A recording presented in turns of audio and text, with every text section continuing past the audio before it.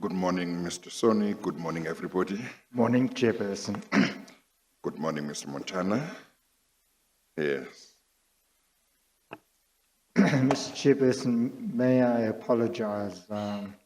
We are starting about half an hour late, and it seems there was a bit of a miscommunication. Mr. Montana knew he was coming today, but thought he was on standby and didn't realize that it would be the normal time, 10 o'clock.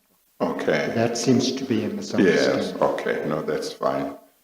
And the one thing which works in your favor, Mr. Montana, is that since you started testifying, you have been very cooperative with the commission, so your track record speaks for you. Thank you, Chair. They always say it's good to create a good record for yourself because it speaks for you even when you can't speak for yourself. Okay, all right. But thank you for availing yourself. And I know that it was short notice, but we appreciate that you were able to avail yourself. Okay, all right. I think let's do the oath. Yeah.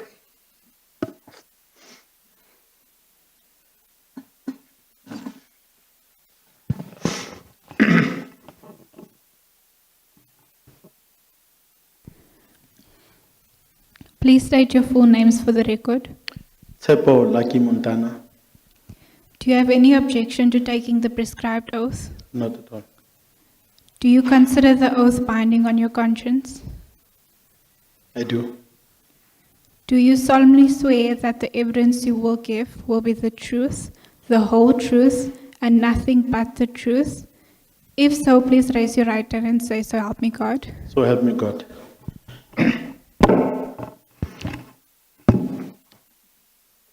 Thank you. Yes, Mr. Soni. As you please, Chairperson. Mr. Montana, you'll recall that on the previous occasion you were here, we were dealing with the affidavit of Ms. Ngoi, you'll recall, and we had dealt with the allegation she makes in paragraph 19. You recall that? I recall, Chair, may I, through Chair, just raise one thing, go back to 15.13. Okay. 15. 15.13. Okay. Yes. And 15.13 and 15.14. I think it's just one thing, Mr. Soni. I did raise it the last time and requested the commission to find the copy of the letter of suspending Mr. Martin Chauke. And I think I said, look, I wanted to remind myself. And Chair, I've since come across, it's not a signed letter, but a draft letter. And I'll forward that to the team. The letter is, of course, it's quite clear. It was signed by the late Miss Hope Zinde. And it had nothing to do, I think the commission will see that it's got nothing to do with... Oh, I haven't seen it. Yes, no, I'll forward that, Chair. Yes. The letter speaks about other things, about... Oh, that are not, yes. Yes, so I wanted to just put remind that to myself. rest, yeah. But I think a signed copy that hopefully Was Mr. Chauke will provide that to the commission. Yes. Because I've got a draft, but I'll still forward that. Share that Okay. with the team, Chair. Thank you. Okay, all right. Thank you. Mr. Montana, and I'm grateful you pointed that out. What I thought we would do is all the matters that are sort of still in dispute and where you've raised concerns, we will deal with them at the end of Ms. Ngoyi's and Mr. Ollerman's report. Thank you. Then we know that we have dealt with all the matters you've been called for, and those will be the spillovers, as it were. But we intend coming to Thank it. you. Thank you, Chair. Now, you'll recall that in paragraph 19 we dealt with the MN2, which was the letter that was sent to Mr. Dingizwayo as well. You recall that, Mr. Montana? We dealt with the Chair, spoke Yes. at length on the matter. Yes. All right. Now, I just want to go then to paragraph 20. And this issue too we dealt with when we considered Mr. Dingizwayo's affidavit, that you dismissed Mr. Dingizwayo, and we've been through that. And then we know that Ms. Ngoi called you and there was a conversation between you and her. That did happen, That's right? correct. And one of the things she says, if you turn to page 289, is she said to you that the dismissal of Mr. Dingizwayo was similar to the matter relating to Mr. Chauke. Did she tell you that on the 18th? If you look at the fourth line, she says, I told Mr. Montana that I'm dealing with a repeat of how he had dealt with Mr. Chauke when I was at Intersite and it was not acceptable. Did she tell you that? Well, Chair, not in those exact terms, not mentioning Mr.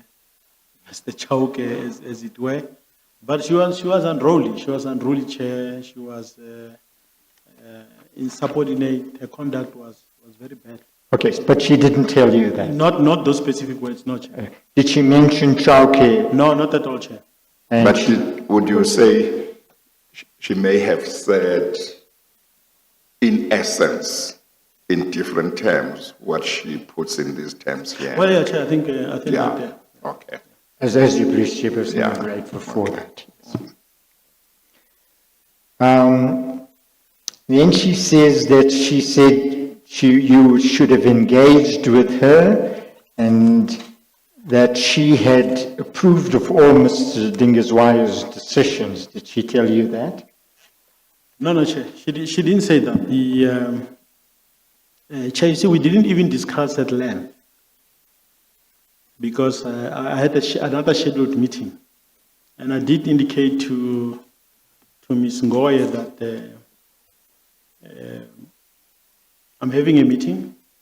We'll discuss the matter once I'm done with the meeting or tomorrow, and that's when she refused and she became unruly. And effectively, and I think I deal with that at length in my affidavit, she then was daring me to fire her.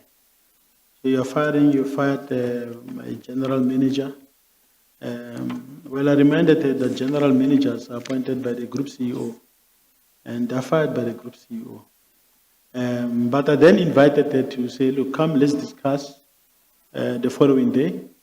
And invited her to all the issues she was raising in passing, in anger. I asked her, put them in black and white. I want to see them because I was hearing some of those things for the first time. So I think the Dingizwayo dismissal, it seems to have unleashed something else, Chair. So I said, put that in black and white. She was uncooperative, and she kept on saying, well, I think you should just fire me. And I said, well, that's what you're asking for, that's what you'll get. And then I invited her to come and see me tomorrow and said, look, I'll take action. I've asked you to put the things in black and white. You refused to do that.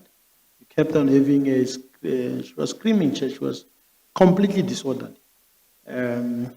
But this was someone who could see that when someone is daring you in that way, and I knew at that time, consistent with my email, Mr. Soni, the email that I've written about. So there was all that background. So About I knew the campaign. about the campaign, that there were all these things. So here's a person who's daring an immediate boss. I even say, put them in black and white. Let's discuss that the following day.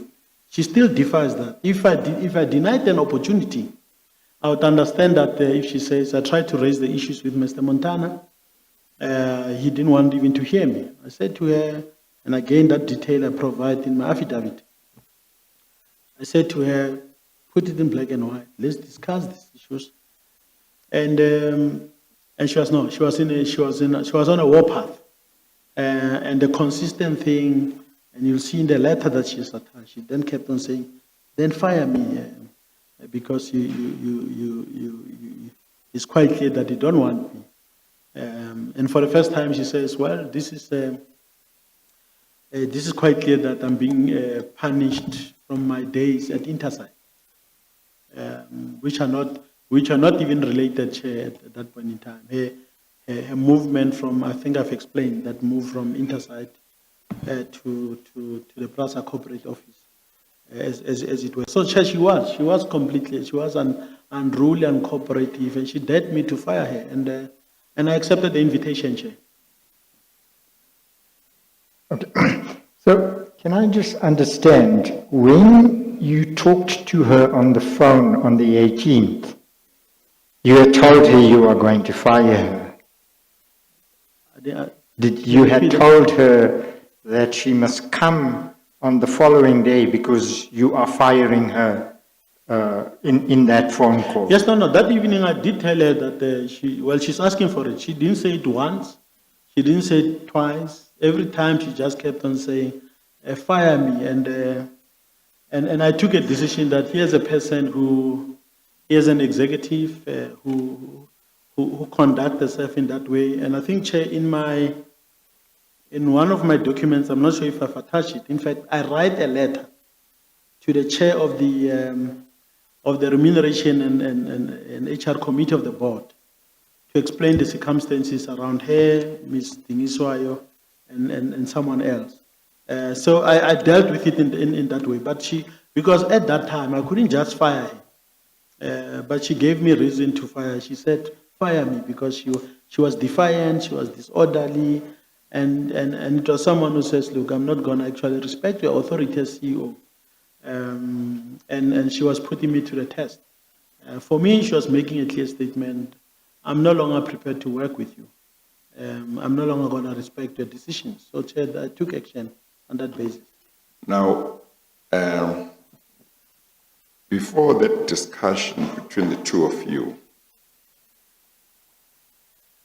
was the position that, in other words, before she started daring you to say fire me, was the position that you were going to fire her in any event because you saw her as part of that campaign?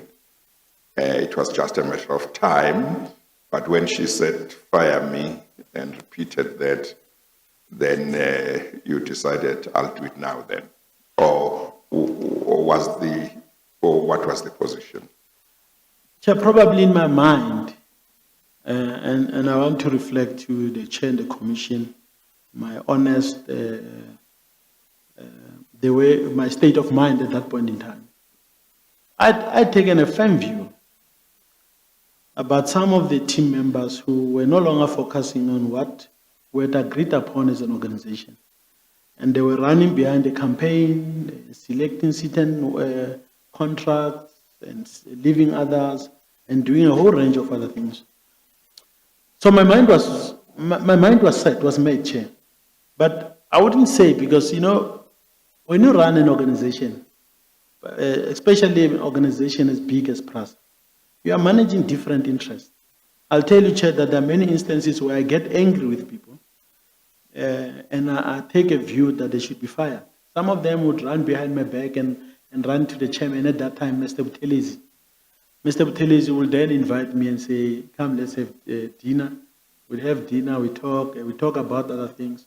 And he says, there is this issue. And then he'll say to me, and give me cogent reasons, and say, look, I think maybe here you are overreacting, you're not dealing with the issue. And he would counsel me and say, I think we should deal with it differently. So sometimes I do take a view, but it doesn't mean that view would be realized, because in an organization, you have one-on-one meetings, people do present and tell you to say, look, I did this because I thought 1, 2, 3. But this one was involved in wrongdoing. And I invited her to sit with me as an executive. And she defies me, and she asked me to fire her. So yes, I'd made up my mind, as you can see the tone in my email. But whether ultimately she was going to be fired or not, Chair, I wouldn't say with certainty, because I think that a lot of things they transpired. So I think that would have been, you are managing different interests. Sometimes you want to unite the organization, you want to unite the teams that the executive is leading, and therefore you consider all of those factors is it ultimately in the interest of the organization? But we were facing a state of paralysis because of a campaign. And Chair, I'd resolved in my head, if I stayed in PRASA beyond that period, probably most of these people, some of them who've come here, said a whole range of things at the commission. Some of them, in fact, they've even done worse things than what Ms. Ngoyi has done. Some of them, Chair, instead of firing them, I called the person on one-on-one meeting. And I said, PRASA doesn't belong to me, doesn't belong to my father. And if it was my father's company, I probably would have thrown you out of this company yesterday. Mr. Holele came here, Chair. He did wrong things, but I had the one-on-one meeting. I said, you can't be the head of strategy located in my office. If you are doing 1, 2, 3, you're not showing even that level of loyalty. But despite that, Chair, I said, instead of throwing into the streets, I think we need to find a different role for you in the business. So you're still working for this company, you serve it with loyalty, but you can't be the strategy officer who lies to me. Or, and I'll deal with this matter in detail when we deal with the public protector matter, Chair. Yeah. Because I think those issues come in that context. But I didn't fire her. So it was not this thing that you have this guy who was firing everybody, who was so senseless. I listen to reason, Chair. And in some instances, these people had access to the board. And they'll lobby board members. And board members would ask me. And sometimes they'll say to me, we think you must reverse that decision, or we think you mustn't go that route, because the board is there to counsel you. So, Chair, I was not this all-powerful person who was pushing everybody out of the way as presented in this affidavit. No, it's not correct. So, I would say in a nutshell, Chair, my mind was made, but whether she was going to leave PRASA or not, I think that it was still dependent on a whole range of other factors. Okay. Mr. Soni. As you please, Chairperson. Now, in the next paragraph, paragraph 21, Ms. Ngoyi says, we met on the 19th. The meeting started at 1800 hours. By 1805, Mr. Montana told me he was dismissing me with immediate effect. Is that correct? Chair, that was correct. As I said, I told her, yes, the reason I invited her was to fire her. I told her that. She knew when she was coming to see me that she refused the opportunity to meet and discuss with me. And I said, you must come tomorrow. I'll give you fact. But I couldn't have called her immediately, but I had another meeting, Chair.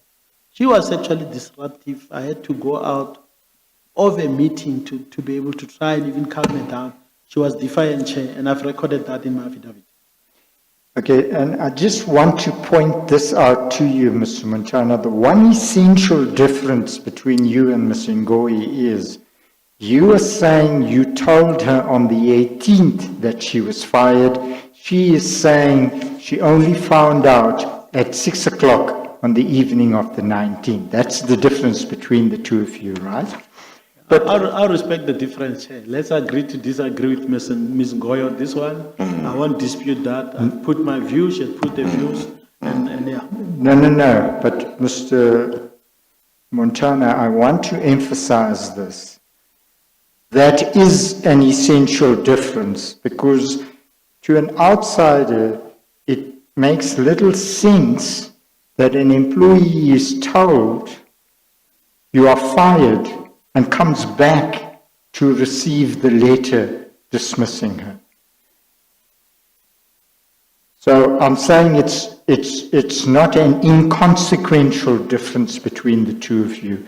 And I'd like you to reflect, did you tell her on the 18th or only on the 19th? No, Chair, I told her on the 18th. But because I was in a meeting, there was no way I would even, because the meeting was in the evening as well, the previous night. Okay, So we know now you told her on the 19th. I told her on the 18th. I'm sorry, on the 18th. On the 18th, Chair. All right, and then you gave her the letter of dismissal. I'm sorry, Mr. Soni. I think he was still saying something that might substantiate his version. Oh, sorry. Because, you see, there are now two versions, and he's sticking to his version, that is the 18th. I think he was still substantiating. You were saying, Mr. Montana, you were in a meeting, there is no way something. No, Chair, I was trying to say that there was no way in which, because we didn't plan to fire her. That is the issue. I think it links to my explanation earlier on to you, Chair, that there was no plan to fire, there was no letter. With this, so I asked the team, prepare the letter. I want to meet so I want to indicate. So we knew there was a process leading up to that. Ms. Ngoya's decision was made on the events of the 18th. I made that decision, and I invited her the following day. Okay, all right. So I'm just saying I wouldn't Yes. have prepared a letter on that day when she wasn't there. We're not meeting. I was meeting with other people there, but then we had the discussion over the phone. Okay, all right. Mr. Soni? Okay. Then let's look at MN3. This is the letter of immediate termination that appears at page 319, Mr. Montana.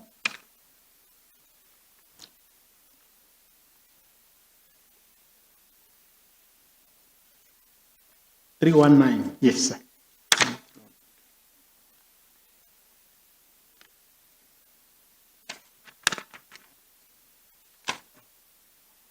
Have you got it? I've got it, Chair. Thank you. All right.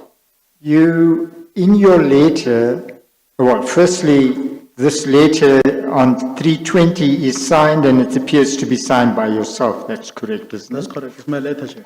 Right.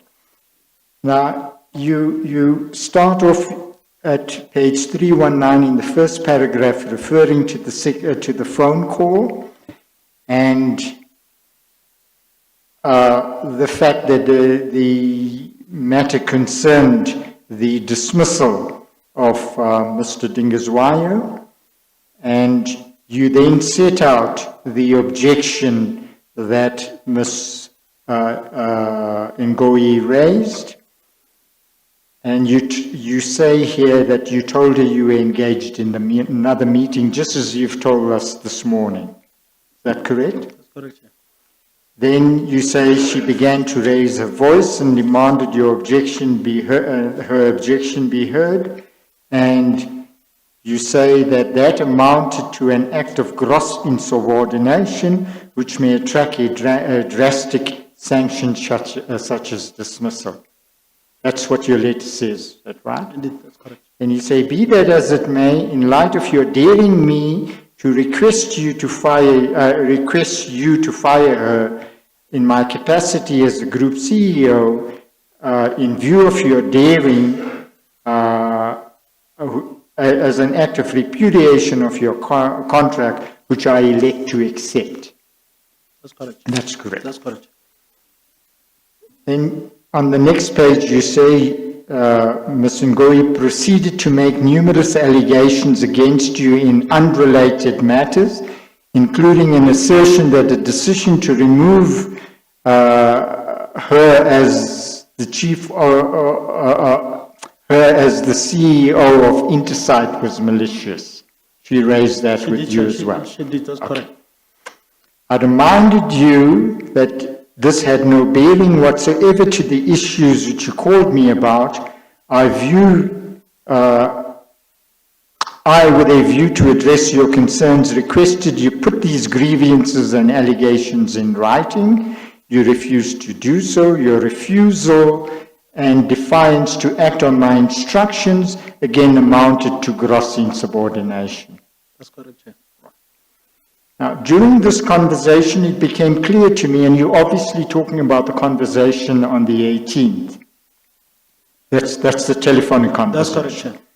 It became clear to me that you as an executive of PRASA intentionally failed to accept my authority as a group CEO, and you addressed me with a level of resistance, defiance, and great disrespect to which I cautioned you against.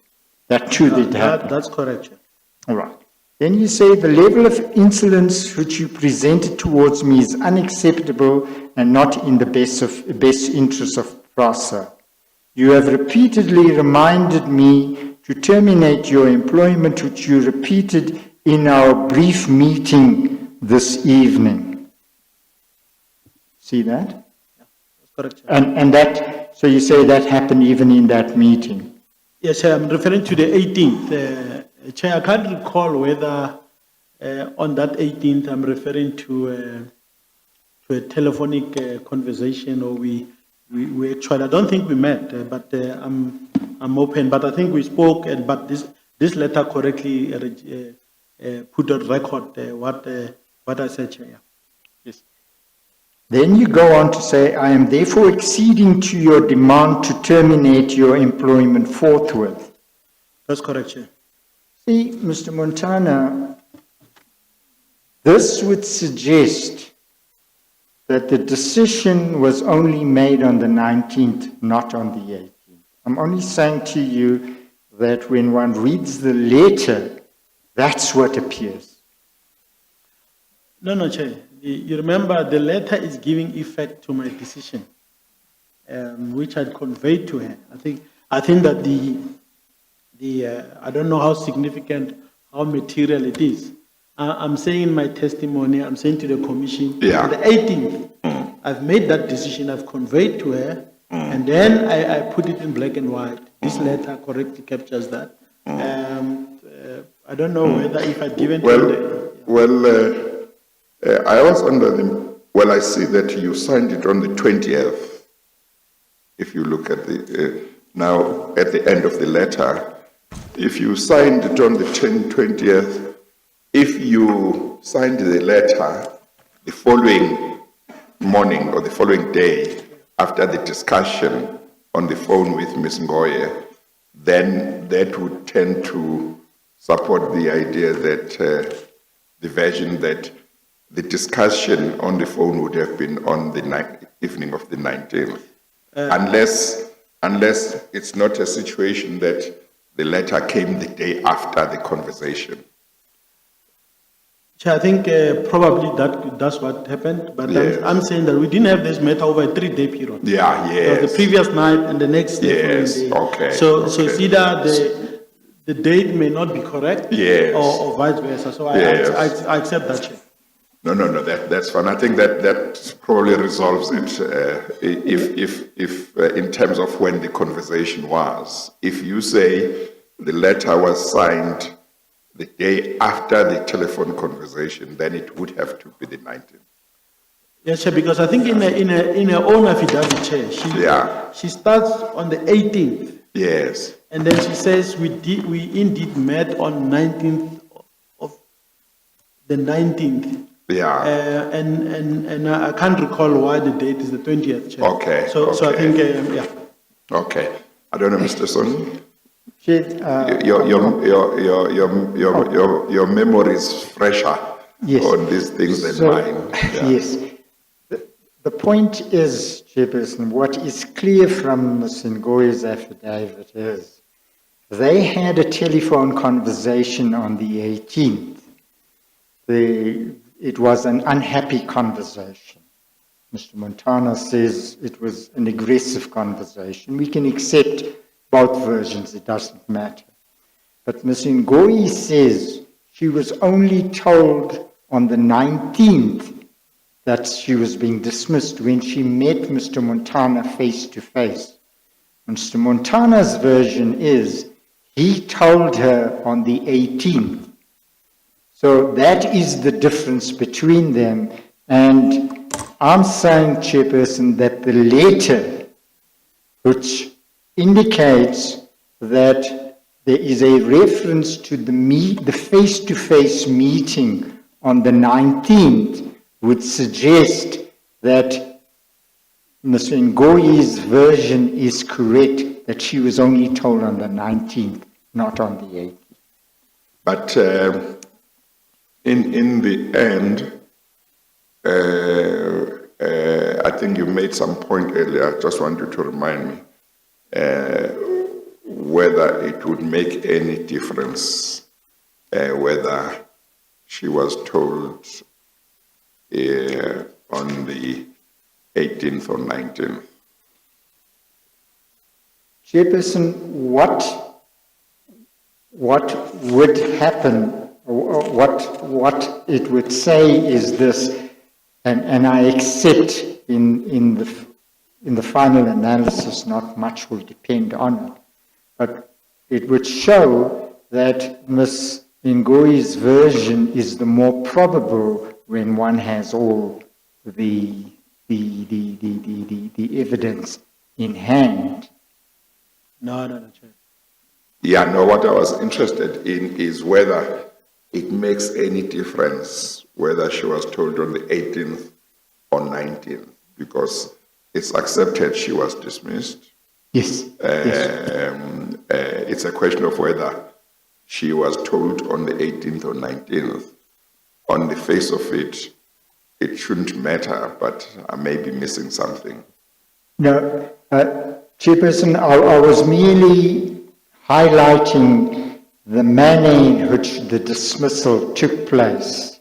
That Mr. Montana, you will recall, and I'll just ask you to respond to this, Mr. Montana, and the Chairperson asked this earlier, you had already made up your mind at the time you were dismissing Mr. Dingazwayo, because you said so on the last occasion, that you were also going to dismiss Ngoyi. That's what you said on the last occasion. That's correct, Chair. Okay. I was merely saying, Chairperson, that what would emerge then is that what is contained in the letter is in fact an ex post facto reflection on why Ms. Ngoyi was being dismissed, because the decision had been made even before the 18th. At the time Mr. Dingazwayo was being dismissed. Yeah, well, I'm not sure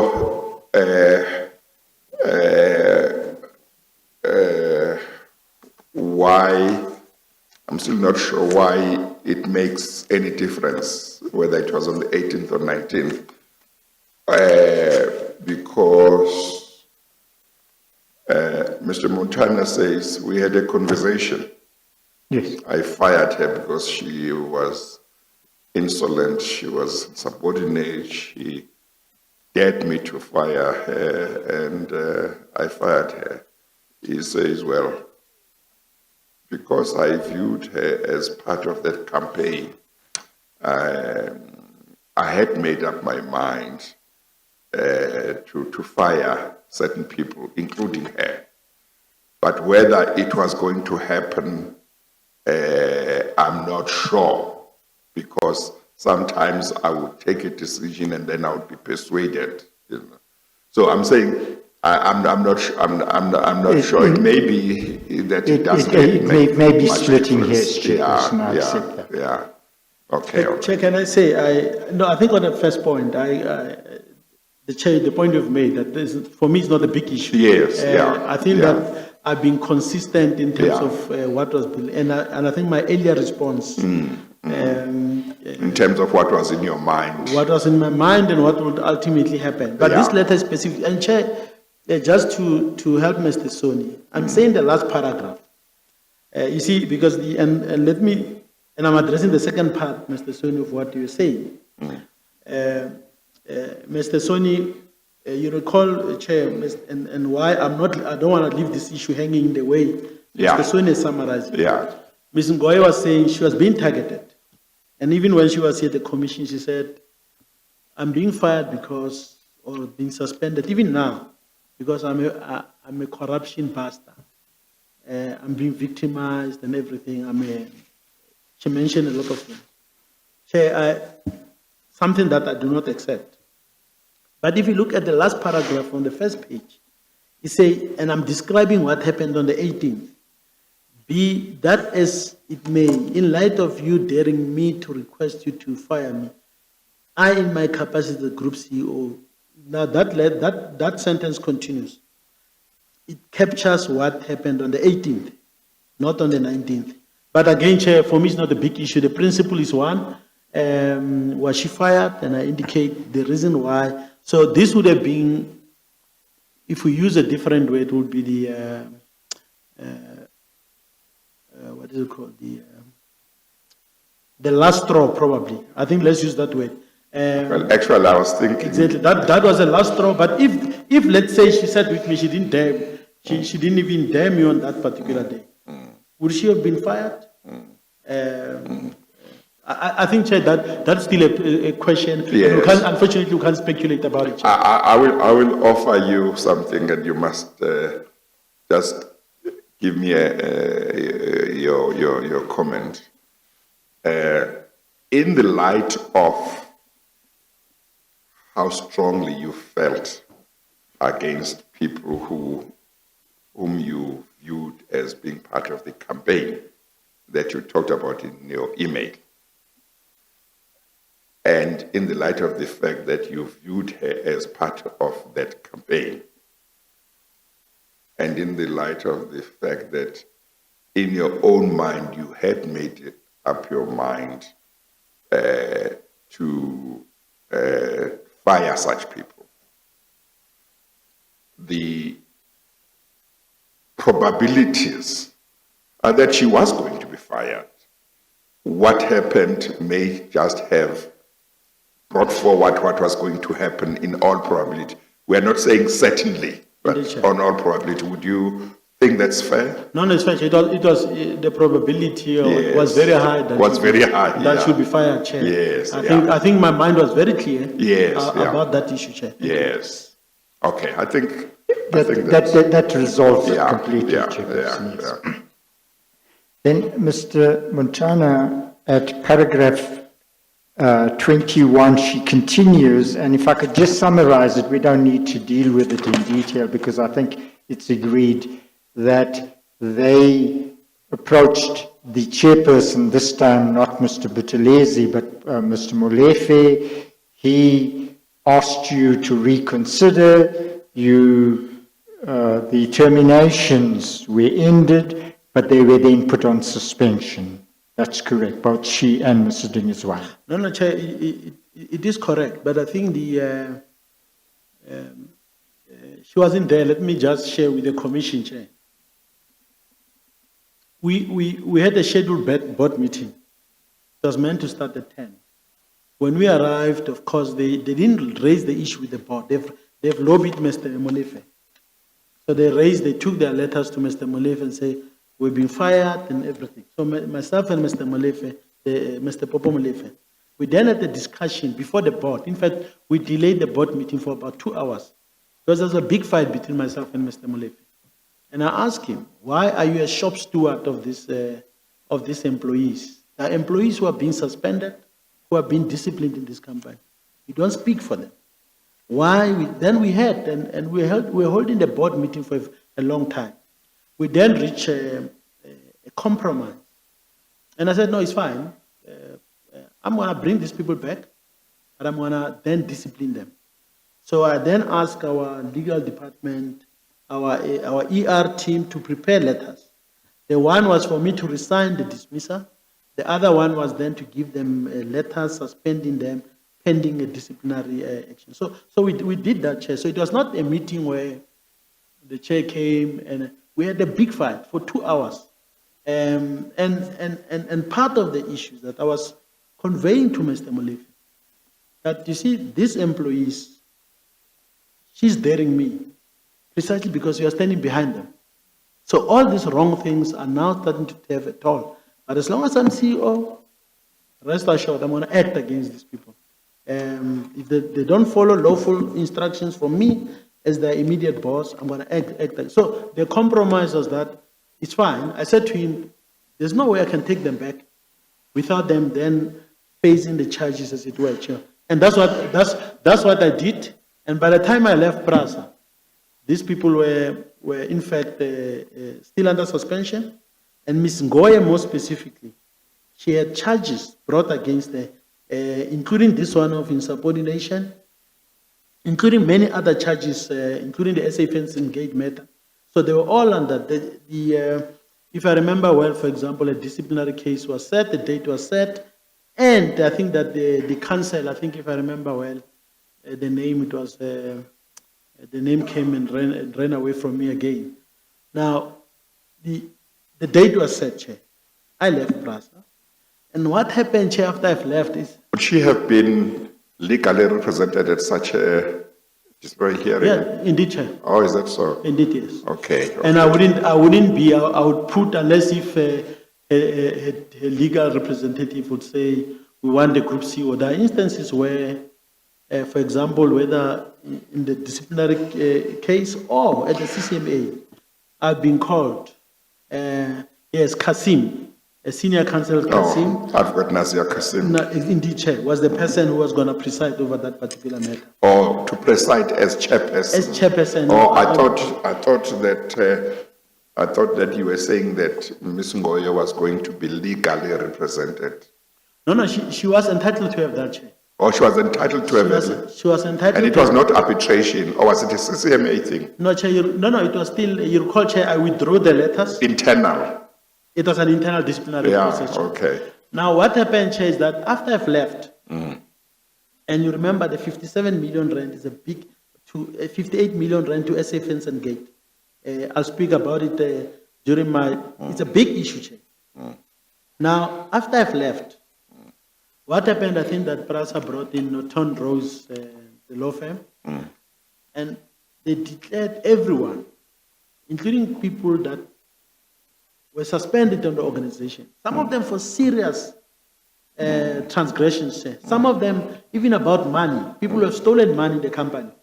Now, everyone was on this bandwagon that no, they were fired by Montana, and people that have got nothing to do with me, who don't report to me, some of them who are real thieves, who are charged because they've been caught with their hand in the cookie jar, and they were returned, all of them, and on a mass scale, came back. So, and then those that were remaining were interned and suspended, Chair. So you can see that in an organization where there's a battle in the leadership, particularly between the chair and the CEO, you have that kind of a thing where the organization is split in between. And what is the result? The result is that the operations of the business, the morale of staff, the discipline collapses. And that's what happened in PRASA, Chair. Yes, Mr. Sonny. Just on that point, Chairperson, and this is just for the record, not to raise a fresh dispute. In the last sentence of paragraph 21, Ms. Ngoyi says that after the suspension was lifted, the acting group CEO, Mr. Nati Kena, found no evidence of misconduct. I'm just placing that on record. I'm not, it's just in relation to the point you made, Chairperson, about whether there was an inquiry. Yes. So I want to put on record, there was an inquiry. And if somebody is charged for irregular approval of 58 million rands and many other transgressions, one of the charges related to, because when she acted in my position in that December, when I was on leave, it was not only the SA Fence and Gate matter that she approved. There's a whole range of other matters, Chair, that were irregularly approved by her. It was part of a charge sheet. Now, you can't say because Mr. Montana is gone, the board has got an obligation to make sure that they verify and check and say, we think that this one is stands, this one doesn't stand, Chair. And I think that if you look at the report of the public protector, you'd actually see, Chair, that the people who are not disciplined at PRASA are actually the heart of what the public protector raised. I think I don't agree with the public protector's report. But if you look at what has happened, Chair, because the report came after I've left. So they selected certain matters in the public protector report to dismiss a whole range of other employees. And then those that are actually mentioned in the report. I mean, let's take one good example. I won't go into it, just to mention it. The matter we discussed about the prime media issue. Who was central to it? It's Mr. Hulele. And that matter is raised in the public protector report. There's a matter of the brand leadership, the appointment of brand leadership. Who is central to it? It's Mr. Hulele. It's in the public protector report. He's not been disciplined. If you look at the Werksman's report, it mentioned the people who were part of the adjudication. It mentioned all of them, Mr. Hulele, Ms. Ngoye, all of them in that order. Chair, those are the people who remain at PRASA. So yes, she makes that statement. But knowing and following up on all the details, Chair, it never happened. It was basically what you call, I used to interview shop stewards, what they call, no, they use the word booty scheme. So it was basically one of their own who's been brought in, but to justify bringing her in and other people, they brought in a whole range of other people, some of them facing serious transgressions, they never faced. Chair. If this commission were to review, for example, Chair, the charges for some of the people, you'll actually be shocked that they were brought back. So the board says we want to fight corruption. The board says we want to fight improper conduct.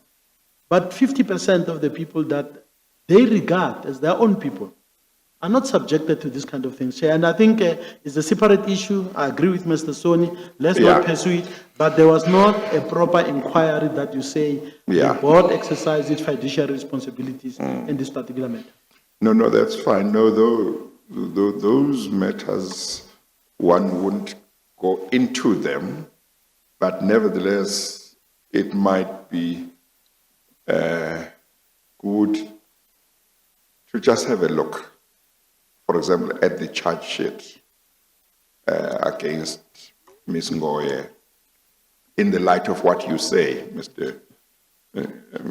Montana, but also it would also just be helpful to see whether Mr. Kenner, in concluding that there was no evidence of misconduct on the part of Ms. Ngoye, whether he prepared any document that showed that he had applied his mind to what was there, and whether he had been furnished, he secured, for example, statements from people who may have had information relating to the charges. Because obviously, if it was something that went along the lines, oh, they were charged by Montana, so there can't be a case, that wouldn't be acceptable. But if there was a proper application of mind to look at what evidence is there, what do witnesses have to say, were witnesses interviewed, and one would also have thought it would have been important to get Mr. Montana's version, because he's the one who made the decision to dismiss, to say, before finally saying, but there's no basis for charging these people, to say, what do you have to say? And what about this? What about that? That kind of thing. I mean, from what Mr. Montana has said, it seems like he was not asked for anything. Is that correct? No, Chair, I was never asked. Yeah. But so, Chair, just for the record, part of my annex charge, I deal with those charges. I put them there to assist the commission to see, to show how serious those charges were. Yeah. No, that's fine. So it would be good to see what Mr. Kenner had or what he prepared, which led him to the conclusion. Because if what Mr. Montana is saying, it may be that PRASA, up to a certain level, had become factionalized, as it were. Say, there are those who are Montana's ones, and there are those who are the chairperson's people. But we don't know, but that he gives that impression that it may have been that situation. Okay, all right. Chairperson, I see it's 20 past 11. Yes. We could go on for another 10 minutes and then break for tea because we started late. We can go, we can take the break now, or we can take it at 11:30. It depends whether from your side. Yes. I just want to finish this part of the affidavit. Finish it, and then we that's can fine. Mr. Montana, and then at paragraphs 22, 23, and 24, Ms. Ngoi raises different questions which have come up about Prodigy and Swifambo and so on. We've dealt with most of them. Yes, Chair, except that I still want to put on record, especially in relation to 23. In relation to 23, because I think you recall we closed on the basis of me discussing Swifambo, Werksmans, and other issues. And I think you'd recall my point. I just want to put it on record. Yes. Because here Mr. Ngoye says, she describes the court, the High Court and the Supreme Court of Appeal on Swifambo. And in my affidavit, Chair, and other papers in court, I've said I want those members of the bid adjudication committee to be someone to explain their role, because that's where bid evaluation committee and bid adjudication committee, those are the people who give scores, Chair. They must each one explain under oath. I gave Swifambo 5, I gave another company 10, okay? Because it's easy to say it happened during the tenure. You know, one thing I hear, Chair, so often, I read the Werksman's report, we hear, it happened under the tenure of Mr. Montana. I don't want that, Chair. I want to hear somebody say, I gave company X a score of 10 at the instruction of Mr. Montana. But you can't say it happened under the tenure of Mr. Montana. I mean, it's you are basically throwing my name, but you are not linking me to the crime scene. So I must have this thing hanging over my head. It's a cloud that it happened under Mr. So you can see here, Chair, that all those three things that is being mentioned, they support one thing. The conclusion is there under 24, because the issue is to show that Mr. Moodley was involved. I argued and showed, for example, that when we dealt with Strawberry Works, that Ms. Ngoye signed the actual contract is part of my annexures, Chair. I show also about 12 emails between Mr. Chauke under Mrs. Ngoye and the Strawberry Works. Now the big question, Chair, why, if there was such a cooperation between Ms. Ngoye and a team with Strawberry? Okay, they didn't know Mr. Moodley at that time. They only knew about Mr. Moodley when Mr. Molefe joined PRASA. So you can see, Chair, that we have to ask difficult questions, or else people will then go away with murder, just making an accusation that board members. Chair, I can refute 22 and go into details, but I don't think it will help this particular process, because in my affidavit, in my public protector review application, I deal in fact with each of those details there, but I don't think this is a time. I'm just simply saying that I just want to put on my record that 22, 23, 24, I reject as they stand, Chair. Well, it's just a pity that the challenges which happened in regard to affidavit happened, because I would have preferred a situation where, if you are dealing with paragraphs 22, 23, 24, you deal with them fully, including whatever documents you have, so that when one looks at certain things, at the evidence, at your response to Ms. Ngoye's evidence and allegations, one gets the full picture. But I accept that we are where we are. In the end, what may happen is that one will read what you have to say about paragraphs 22 to 24 somewhere, and then somewhere else find something else that belongs here as well. But I think that's fine. We are just doing the best we can in the circumstances. Chair, can I say for the record, Yeah. that those issues are in fact not as a response, in detail. Yeah. I dealt with in my affidavit. Yes. I've interacted with the team, Chair, for your information. Last week, we discussed my affidavit. We had agreed, I've even sent on Friday a revised affidavit on some of those issues. We're meant to meet on Friday to then sort out the annexures in relation to each. We had agreed to meet tomorrow, I think, Chair. Okay. So that's what we'll do. So I think, Chair, they are not being lost. I'm just putting on record my position so that I can deal with them and the supporting evidence on each of these matters, Chair. No, that's fine. I'm tempted to say something now. I'm going to say it, Mr. Montana. You have a right to say nothing if you don't want to say anything. You have a right to say something. I was speaking with a legal team of somebody who was reluctant to testify in the absence of his counsel in the commission. And I used you as an example. I said, well, Mr. Montana comes here, doesn't bring any lawyers. He has had concerns with the commission. He has articulated his concerns, but he decided to take part in the proceedings. And I said he's telling his side of the story.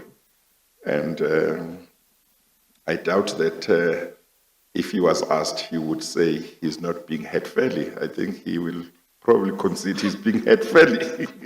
No, indeed, Chair. I'm quite, there are still issues that I still will raise in the process. And I think, Chair, when I got the summons from the commission, I reflected deeply on it. What is the role of the commission? What do you want to achieve? And I've used strong words, Chair. I think that if the commission, for example, on the media side, on the thing, I've criticized certain things. And Chair, I still have some of those on record in my affidavit. But I've made a decision. I'll respect the commission, I'll respect the Chair. And I'll go there without fear or favor, put forward my views on these issues. And Chair, I prefer to write my own affidavits, and then I do consult with some of the best legal minds, and they'll tell me, don't say this, don't say that. And there are times when I go rogue and say, no, I'm not going to follow what they've said, Chair. So I do seek legal advice, Chair. But I think the story of PRASA is my story, Chair. There was no PRASA. I was given a mandate by government to form PRASA. And it was one of the things, it was not just forming PRASA. They said, look, our railways are falling apart. Let's have an intervention. Let's have an investment program. Let's modernize so that our railways can match with railways all over the world. Now that story, Chair, I had to go through difficulties. We know that cabinet made this decision in December 2004. We only formed PRASA 5 years down the line. But the decision to restructure the railways was made by government in 2000. So it took an entire 10 years, Chair, even before we went down to this process. So I was a central person into this. And Chair, I'll be honest, it saddens me when I look at the PRASA I left in 2015 and the PRASA I see today. I'm not saying it was a perfect organization. The railways were still facing a lot of challenges. But as I say in my affidavit, we're on a transition towards creating and delivering a modern train system for the country. And I don't think anyone can tell that story than me.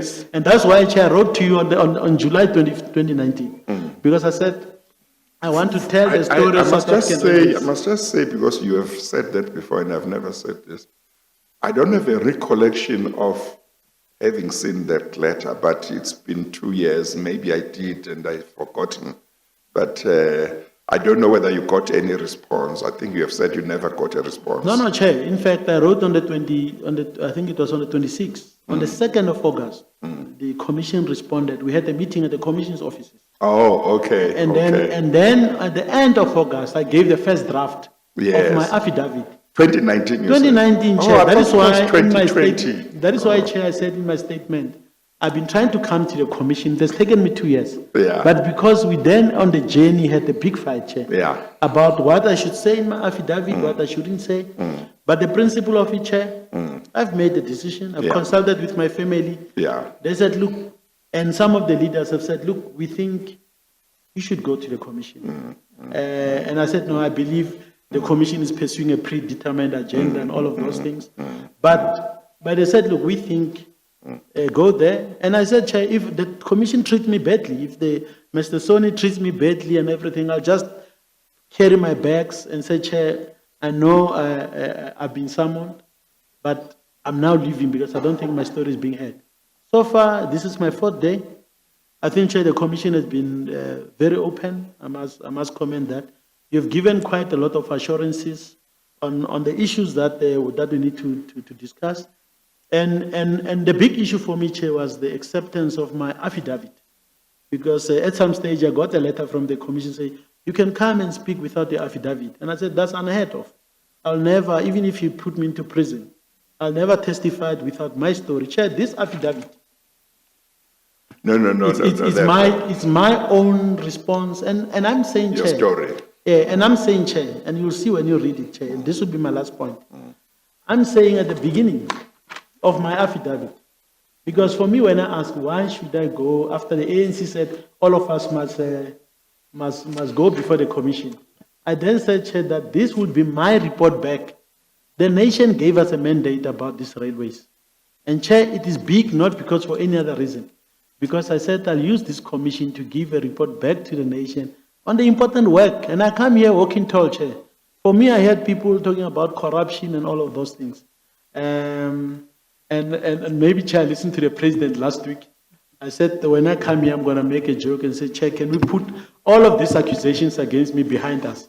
Because that's what the president said. But I'm here, Chair. I'm here. Yeah. I want to be held accountable in this forum. That's also one important thing. Yes. But I think the story of South African Railways and the transformation we've embarked upon, not everything is about corruption. Where I've made mistakes, Chair, let them be pointed out. Yeah. But to project this thing that there was this grand corruption and all of those things is so false. I don't share that view, Chair. Okay, no, that's fine. I thought I would just say that because I was tempted to say it, so I thought, let me say it and give you the freedom not to say anything or to say something. But look, Mr. Montana, we as a commission, I think we try our best. We take our work seriously. We are acting in good faith. We might be misunderstood sometimes, but we are doing the best we can, and we accept that people will have different views about our work and the commission, and we hold no grudges. We say it's fine, it's a public process, and we just keep on trying to do our best. That's all. And Thank you, Chair. And I'm happy that you made the decision to participate. And as I said when we started this morning, you have, since you started appearing, you have been very cooperative. You have been availing yourself, even at short notice, to appear. So we appreciate that cooperation. I'm generally uncooperative, Chair, but respecting the Chair, I think, Chair, that But you're getting a true reflection of who I am, Chair. When I read in newspapers, the way I'm described, I always ask, is this me they're talking about? I don't think my mom or my dad, when they read about what is being said about me by some of these publications, they said all sorts of terrible things. But we've got to rise above all of those. And I hope that in future, our media in particular, will understand that their job is not only the so-called speaking truth to power. They also have got the duty to inform, to enable citizens to be able to make informed decisions and participate effectively. Now, if the media mislead them and project others and take sides, they're not going to have. It actually undermines democracy, Chair. We want the media that first and foremost must understand that they, even before they speak truth to power, they have a duty to inform and educate. That is an integral part of the thing. So this notion where you take what the late Edward Said, the Palestinian intellectual, when he delivered the Reed lectures about speaking truth to power, the media is very excellent in doing that, Chair. Where you select... And I want to stop you now. They run with things, Chair. So speak truth to power, but inform and educate. And I think that's important for me, Chair. Thank you. Okay, no, that's fine.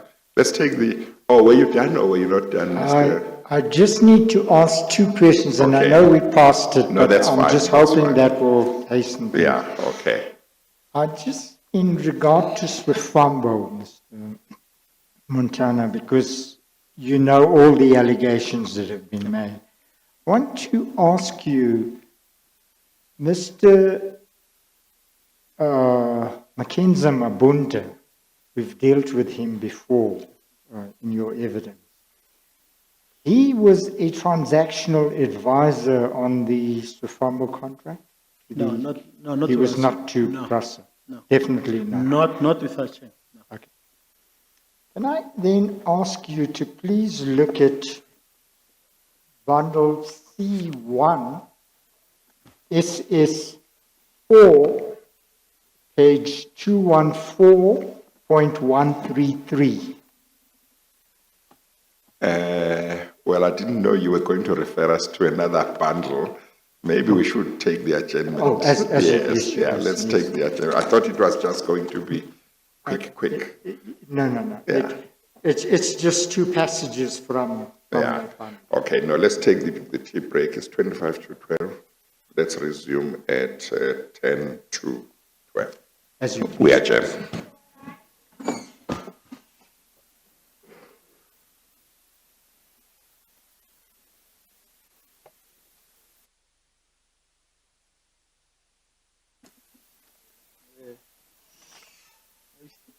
Ke lo mpetsa ka di-surprises. Ke home if you drop on me.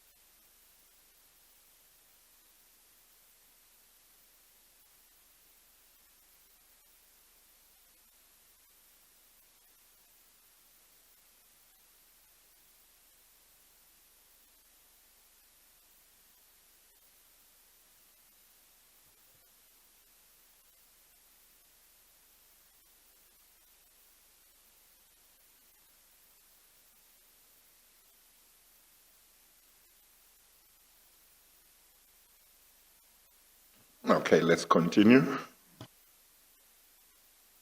Sorry, Chair, as you please, Chair.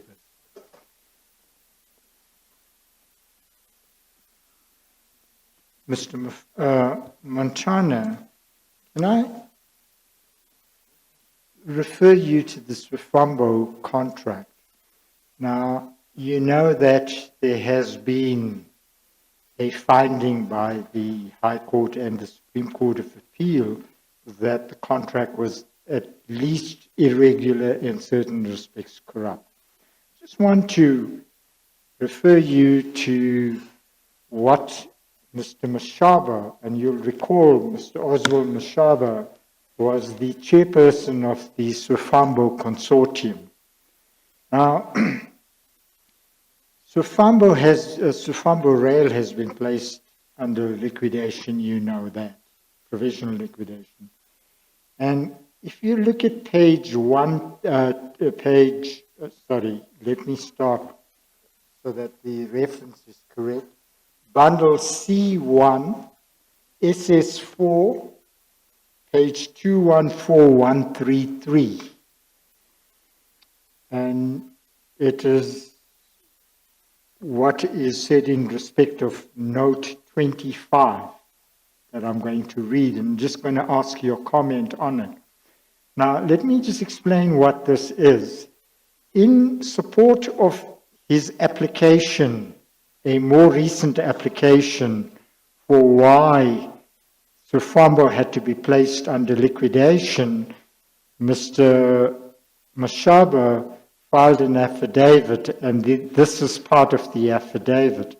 And he says in note 25.1, shortly after Swafambo Rail Leasing was awarded the locomotive tender by PRASA, Mr. Oswald Mashaba and Mr. Mackenzie Mabunda were approached by two individuals who held themselves out to be fundraisers for the African National Congress. The two persons were Mrs. Maria Gomez and attorney George Sabello. You know Mrs. Gomez, I think you talked about her on some occasion. No, I know Ms. Gomez and I know Mr. George Sabello. You know him I as know well. both of them, Chair. Okay.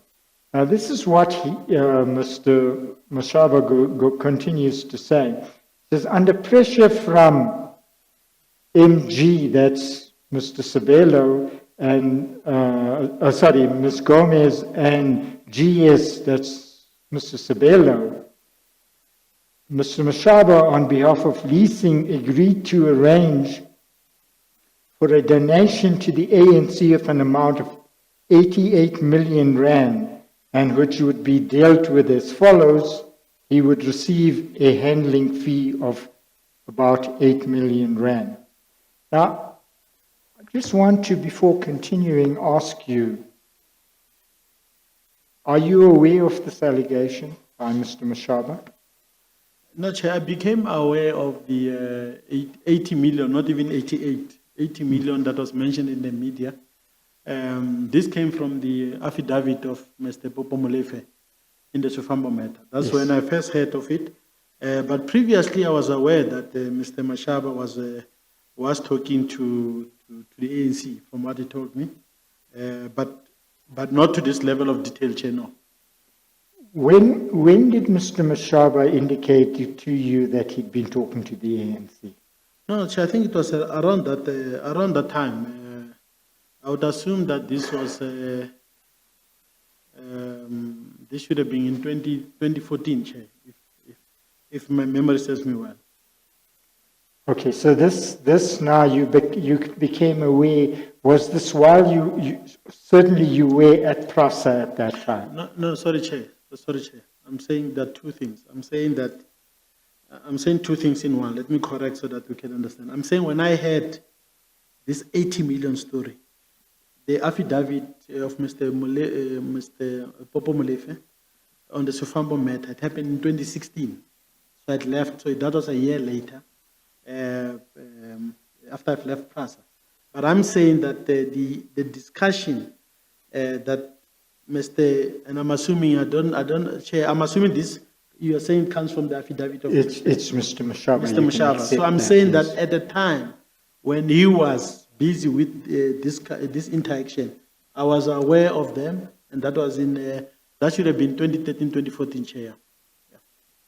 So this is while you were still at PRASA Yeah, no, Chair, 2014. but not the 80 million, Chair. No, I Yeah, understand. yeah. But you were So I'm sorry. So what you are saying is, to your recollection, around 2013, 2014, while you were still at PRASA, you were aware of, based on what Mr. Mashaba told you, you were aware that, or he said he was talking to the ANC, is that right? Yeah, no, that he was approached by the ANC. Yes. About the for donation fundraising or for him something. to make a For donation. fundraising. Oh, okay, all right. And they say in 2016. No, 2016. When So, but Mr. Chair, we didn't discuss, I didn't know the details. No, I accept that you say you didn't know the details, but I'm now going to Mr. Mlefe's affidavit. When that was in the media, you became aware of that. I became aware, Chair, and then I also obtained the affidavit. And just when after I've read the affidavit, I was actually shocked with the things he was saying. That's when I applied to be a friend of the court. Okay. But I'll deal with that, Chair, Yes. maybe at the right time. Okay, all right. So this is what I want to ask you. When you heard that, this is in 2014, when you heard that the ANC had approached Mr. Mashaba, and that, I take it, was linked to the Swifambo contract. No, Chair, no. Chair, can I ask Mr. Soni that I perhaps answer this question now, but in a much greater detail, Chair? Yes. Just to Mr. help Soni? Yes, no. Yeah. Is it Okay, fine, Chair? do Because that, yeah. I address the issue in two ways, Chair. Let me start with the ANC fundraising issue. Yeah. And because, Chair, I mentioned in my affidavit, I was drawn to ANC fundraising activities. And in my affidavit, I deal with that at great length, Chair. And let me be honest, Chair, I listened to the testimony last week of the ANC president, Mr. Ramaphosa. That contrasts very strongly with what I say, Chair. The ANC worked in a particular way. And as a result, the ANC ended up being defrauded because a lot of people could come and say, we want to raise money in the name of the movement. And they'll say the movement, the ANC, referring to themselves. And most of them, that money doesn't even end up in the ANC. When I saw this statement, I tried to meet with the Treasurer General of the ANC at that time, Dr. Zweli Mkhize, whom I've met. I've worked with him, in fact, very closely, and I described that in the affidavit. And I've met with Dr. Zweli Mkhize at the home of Maria Gomez. We discussed ANC finances and all of those things there.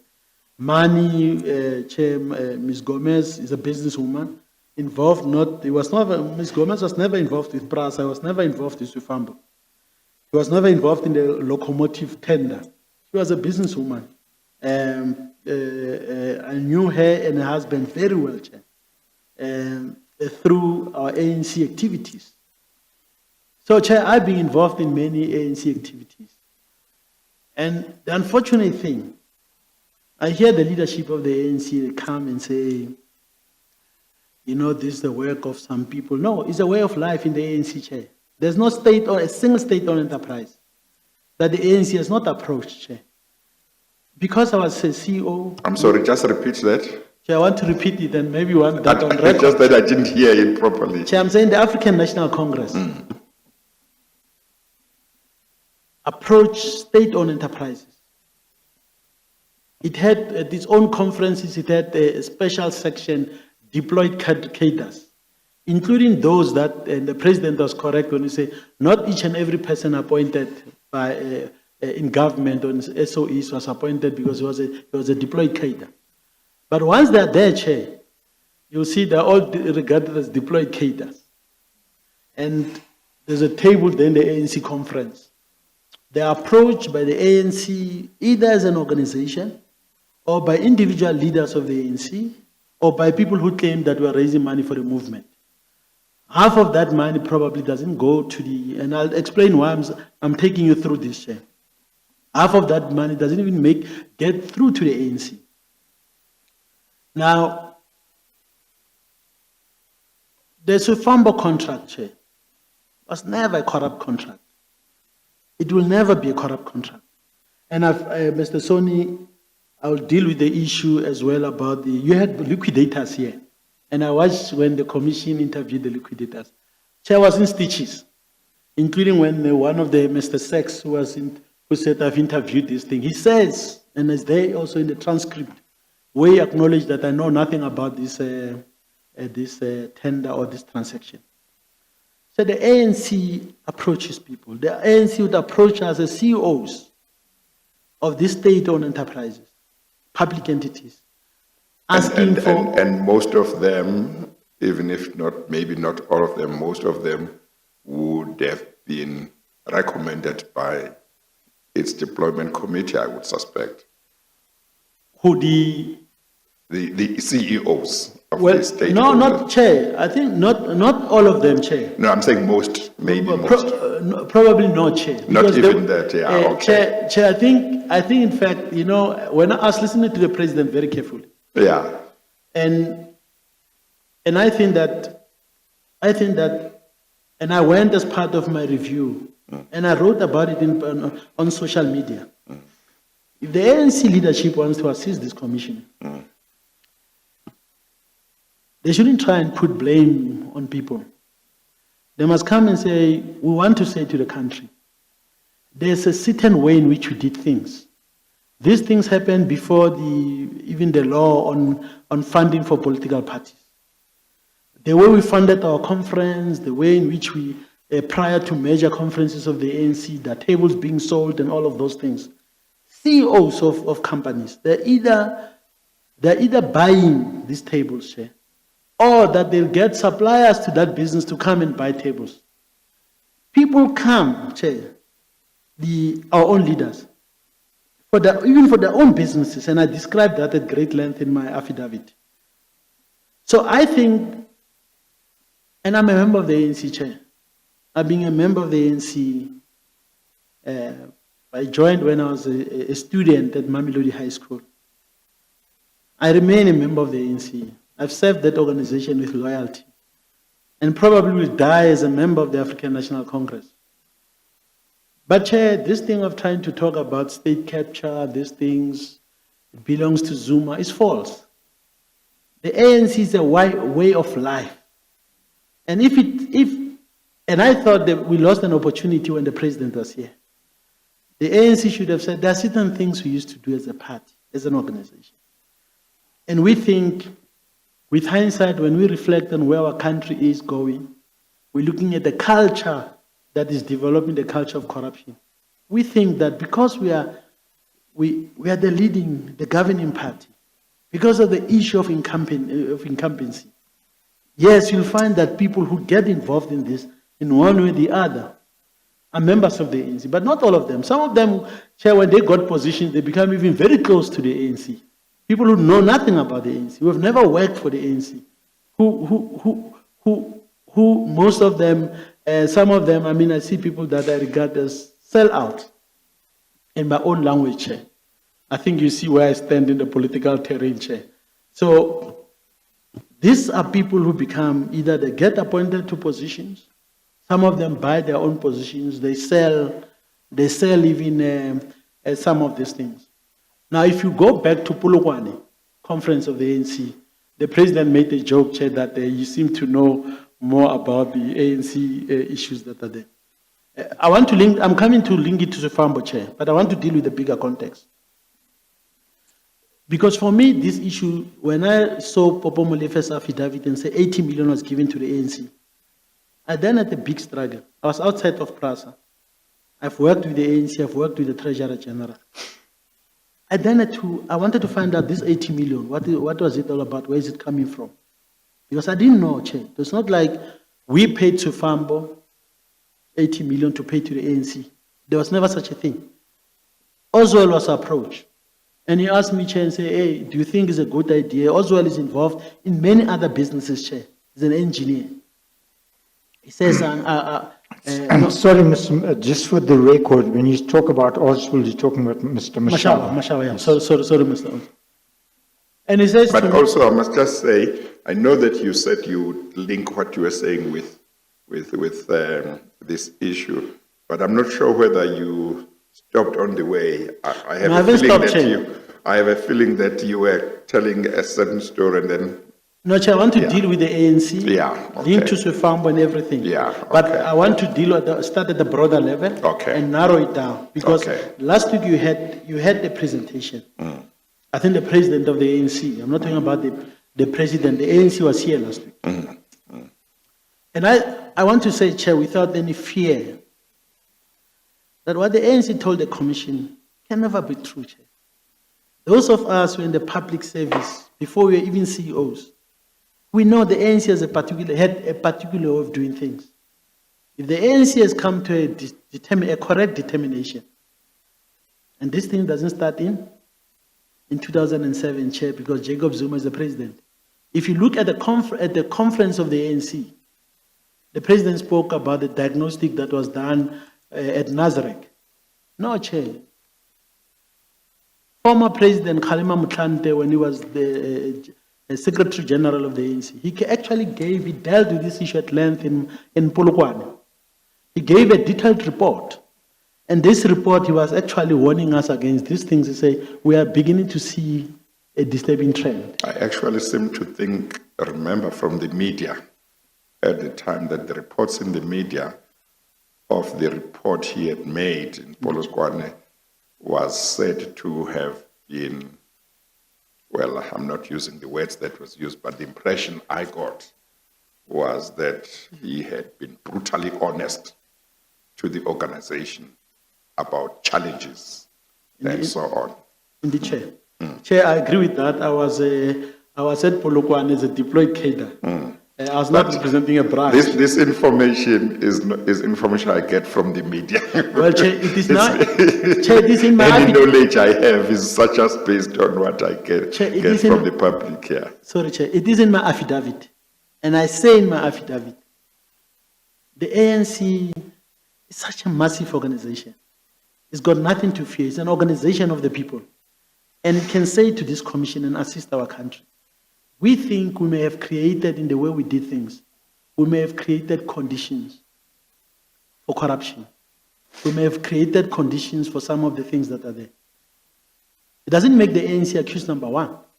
It basically that is reflecting honestly. Today you have leaders of the ANC who come because some of them, they're not in government, but they'll take advantage of the standing of the ANC in society, even in SOEs. They'll come and approach us and try to beat and push for the interest of businesses where they're involved in, using the name of the ANC to get money.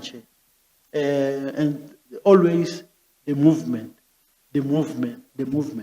So I think that when the ANC was here last week, and we must tell each other, Chair, you said at some stage there will be a time when we have to face each other in the eyes and tell each other the truth.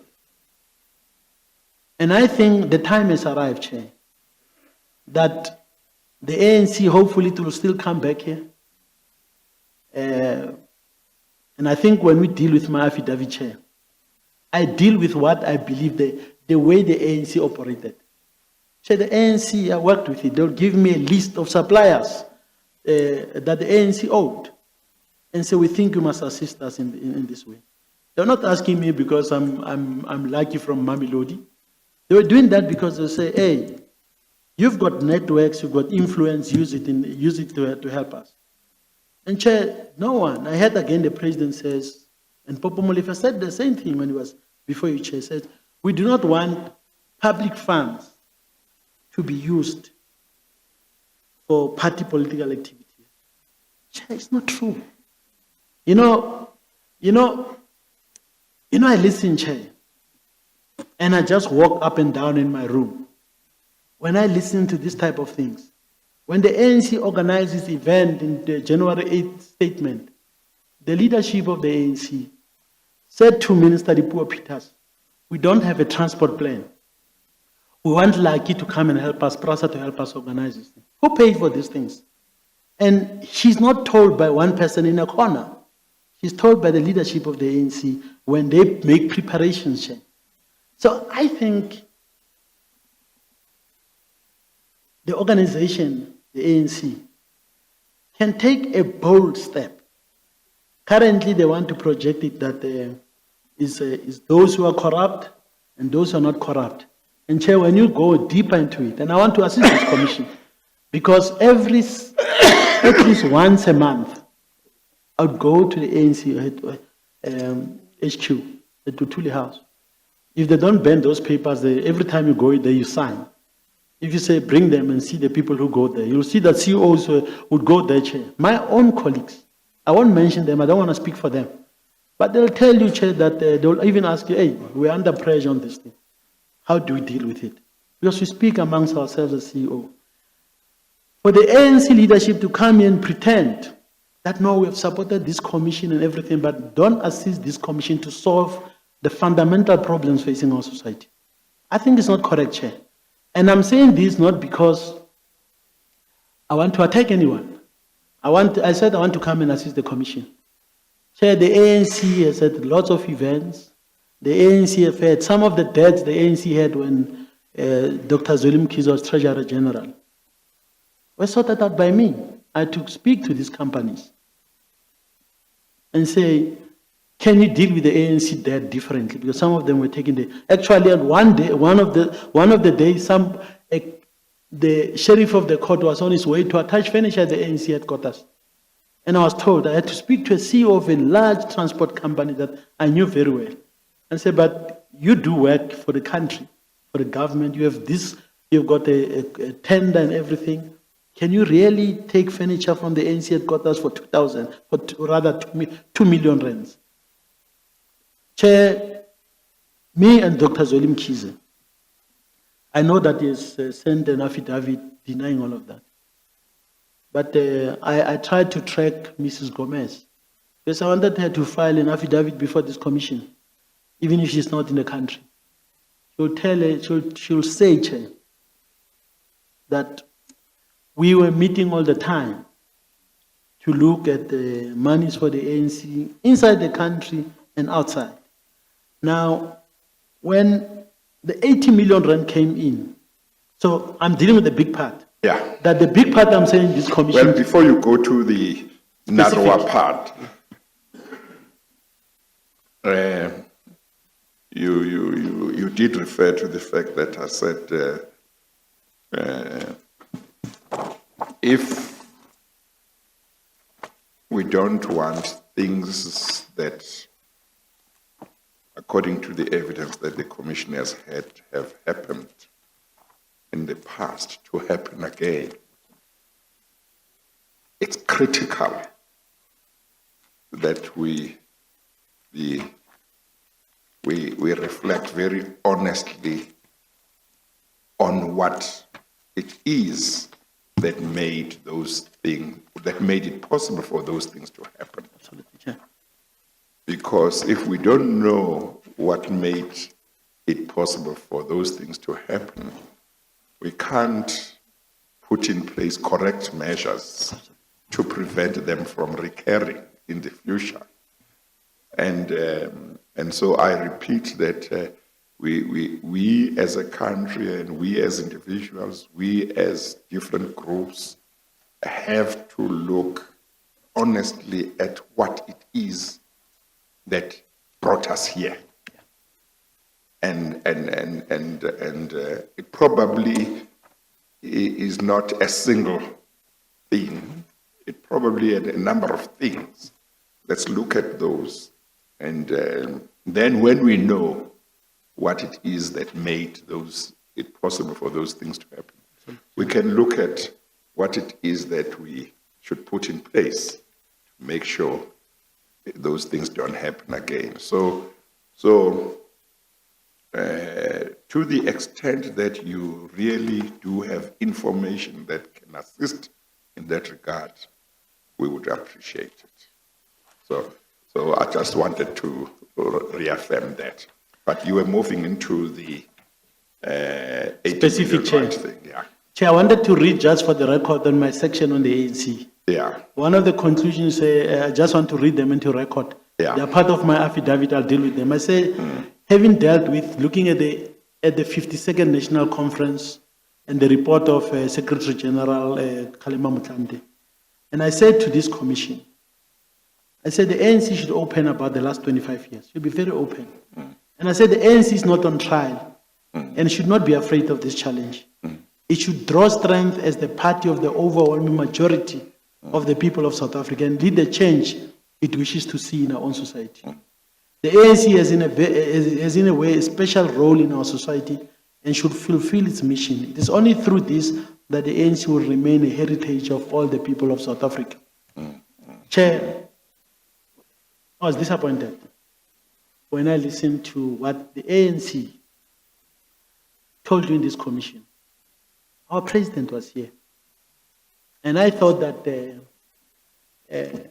leadership of the country will take a great leap and reflect honestly on what has happened over the past few years.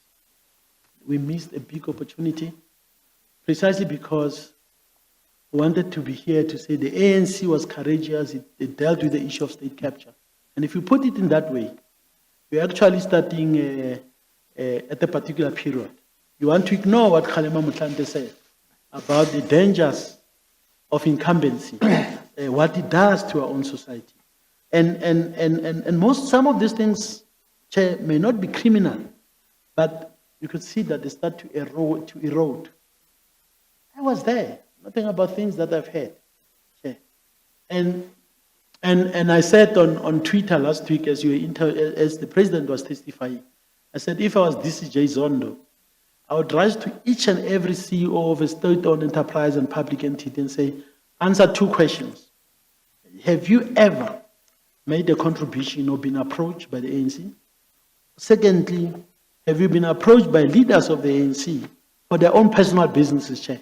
And you also then put a provision that if you were found to have told a lie, you'll be prosecuted. Okay, Chair, or even if they do under Chair, but it's been a way of life. And you see, for me, I don't like lies. I believe in the truth. And I came to this commission to tell the truth.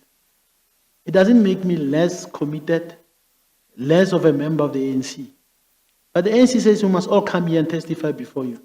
And I thought they would raise the bar, Chair. And I want to say, Chair, without any fear or favor, we missed a big opportunity to tell the country what is happening and what we need to correct. And I think that once the commissioner said I thought we spoke about, the commission asked the president about what Dr. Zweli Mkhize said. He confirmed. But the ANC asked, did the ANC get the 80 million from Swefambo, as it said? The ANC had issued a statement and said no. And you know what I said to Dr. Mkhize in a text message? If the ANC didn't get the 80 million, which was not coming from us, it was not coming from PRASA, it's not a corrupt deal. And I can't accuse Dr. Mkhize of being corrupt because when this deal happened, he was not even Treasurer General of the ANC. He became Treasurer TG of the ANC later. But Chair, I was there with him at Maria Gomez's house in Athol.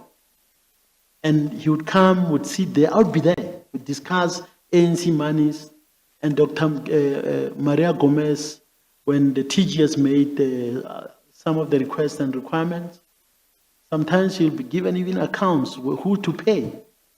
And I sit here, I listened to the president last week, and the ANC washes its hands. I think, Chair, the leadership of the ANC's meeting today must reflect honestly on it and say, when we say we want to cooperate with the commission, when we say we want to assist this commission, what is it that we want? And last week, Chair, it was not one of those. I felt ashamed as a member of the ANC that we're not telling the majority of our people the true story. And I've recorded, Chair, I've got a big section on the ANC here, including tenders that people in the ANC got and used their own positions, including some approaches, Chair. And I'm not saying that because I want to prove anyone is wrong, but I think that we should learn from it and say now that we've got the president has signed into law this legislation governing the way parties should be.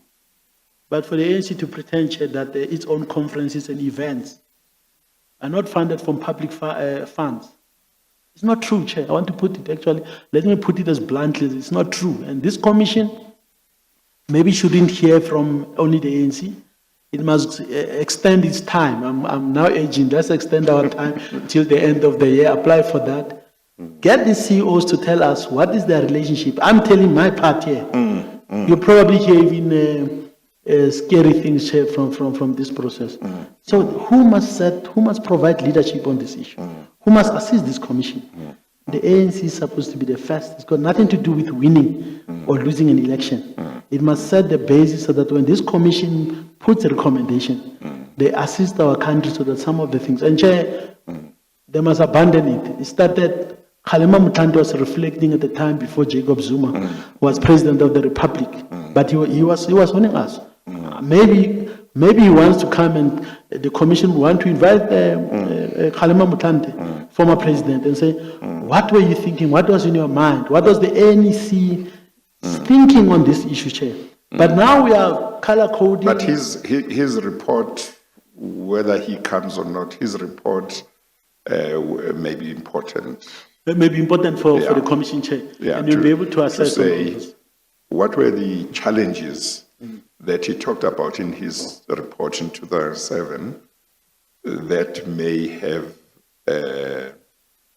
maybe have been based on things that had happened before 2007, and then look at the SG's report in the Mangaung conference, and maybe look at the SG's report in the 2017 NASREC conference, and see, because I have a suspicion that some of the things are the same that keep on being mentioned. Chair, here from a deployed cadre. I didn't apply for a job at Luthuli House, but the ANC gave me a lot of duties as one of their trusted people, and it is a way of life, Chair, in the ANC, that when you're in that position, you also have to find a way, whether directly or indirectly, to assist the ANC. It's a culture that is there, and it's a culture that members of the ANC and its leaders, and I'm talking at the general level, I'm not. Are you in the van? Oh, do you know who's at HMCR? Hey, I'm running.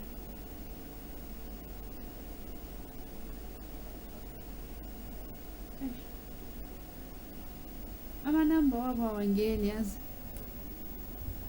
Please, uthi wangifonele. Ciao.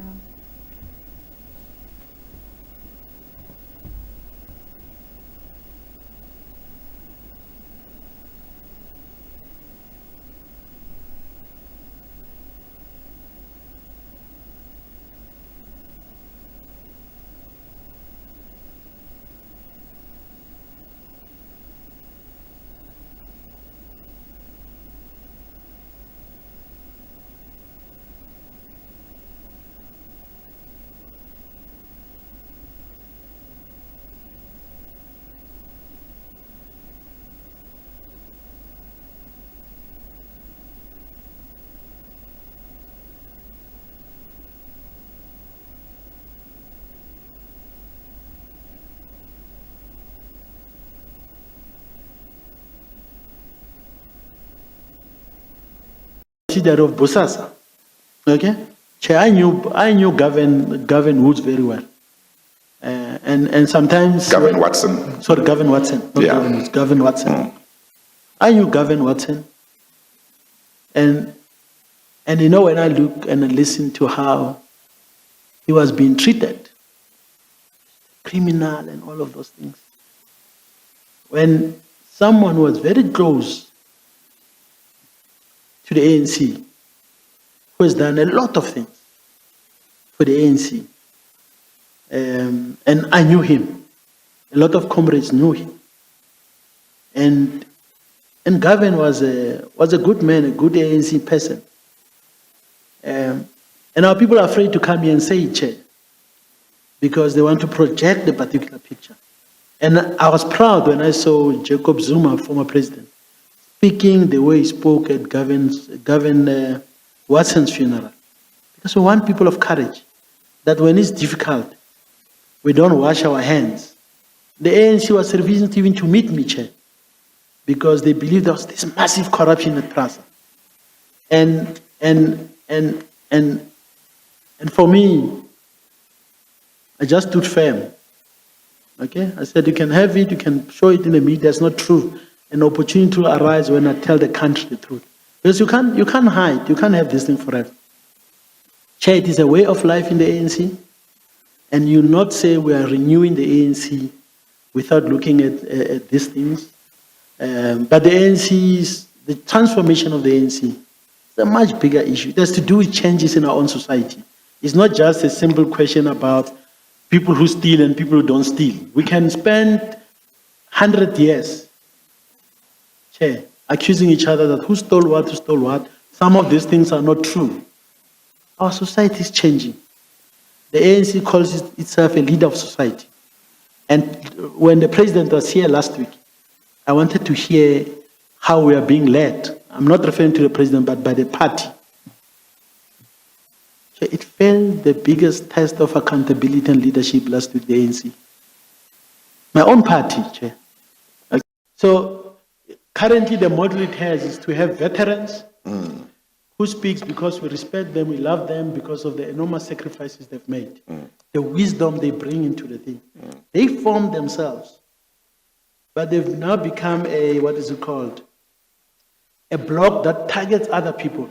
I hear people who know me very well who are part of the veterans who talk about the process corruption, because I don't reply to some of them because they're so senior. I respect them. Some of them have been there since the 60s, and I sent a note to them.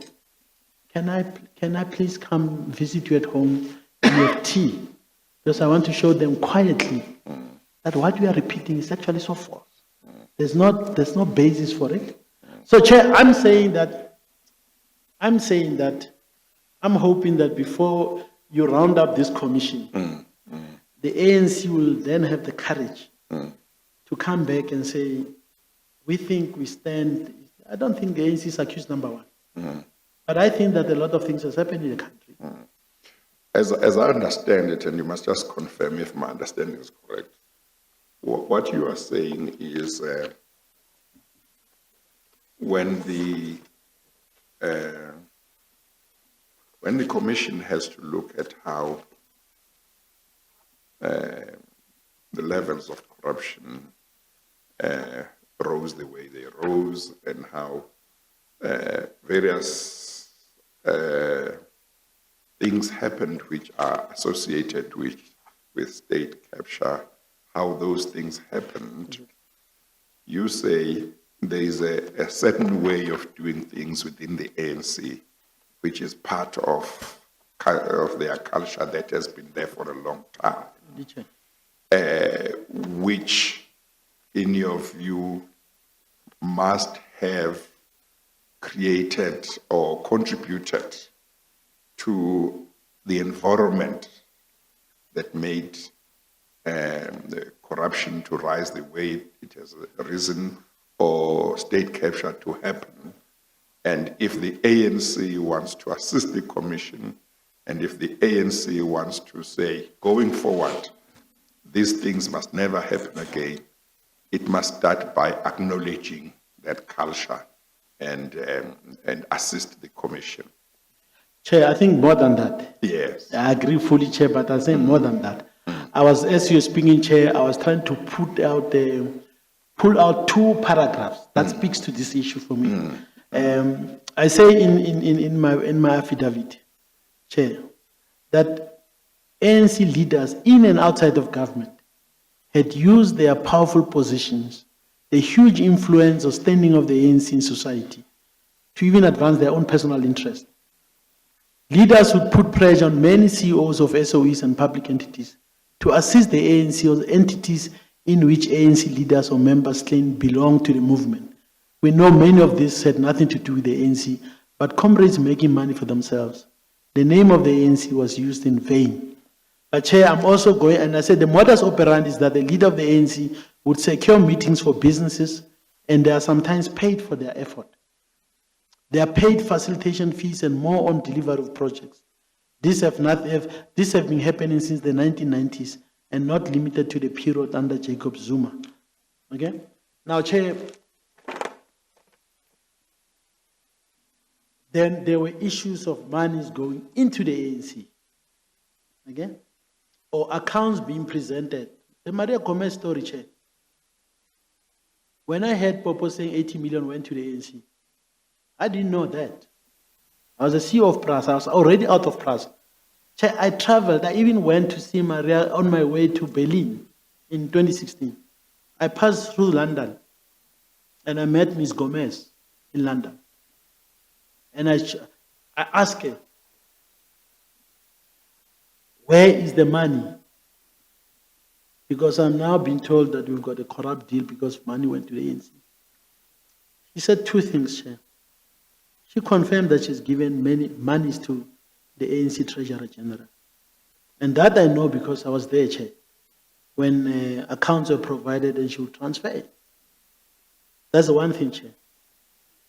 Particularly in the period leading to the 2014 elections. Chair, there were even other monies being organized from outside where the ANC would send people. Even Maria Gomez traveled, Maria Gomez, I think, with the husband. I can't recall if Dr. Mkhize traveled to one of the African countries, Chair, so that we get money for the ANC's 2014 elections. And when I look at the statement of the ANC, they denounce Maria Gomez. They don't know her. Yet the Treasurer General of the ANC was sitting with them. We're either having lunch or dinner at the house in Athol. We're discussing monies that were going to the ANC. Maria then also mentioned, so she didn't deny that she put money into the ANC. She said this money was for the ANC. And she did that through a Treasurer General. But the ANC issued a statement saying this money didn't come to the ANC. Now I ask in my affidavit, whose accounts were being provided to Maria Gomez to make a contribution? That is one issue that is there. And I think that, so I'm just saying that there's a lot of stuff that we can talk about, which I thought the ANC would reflect upon them. Now they may say, like, he maybe is bitter, he's angry. I'm not an angry man, you can see I'm here. But that's part of the reason why I fight with many leaders in the ANC. Mm-hmm. Because when the Guptas came to PRASA, I fought with them. But they wanted to do exactly what the Guptas were doing. And I said no to them. I became enemy number one. So it was fine when I fought with the Guptas.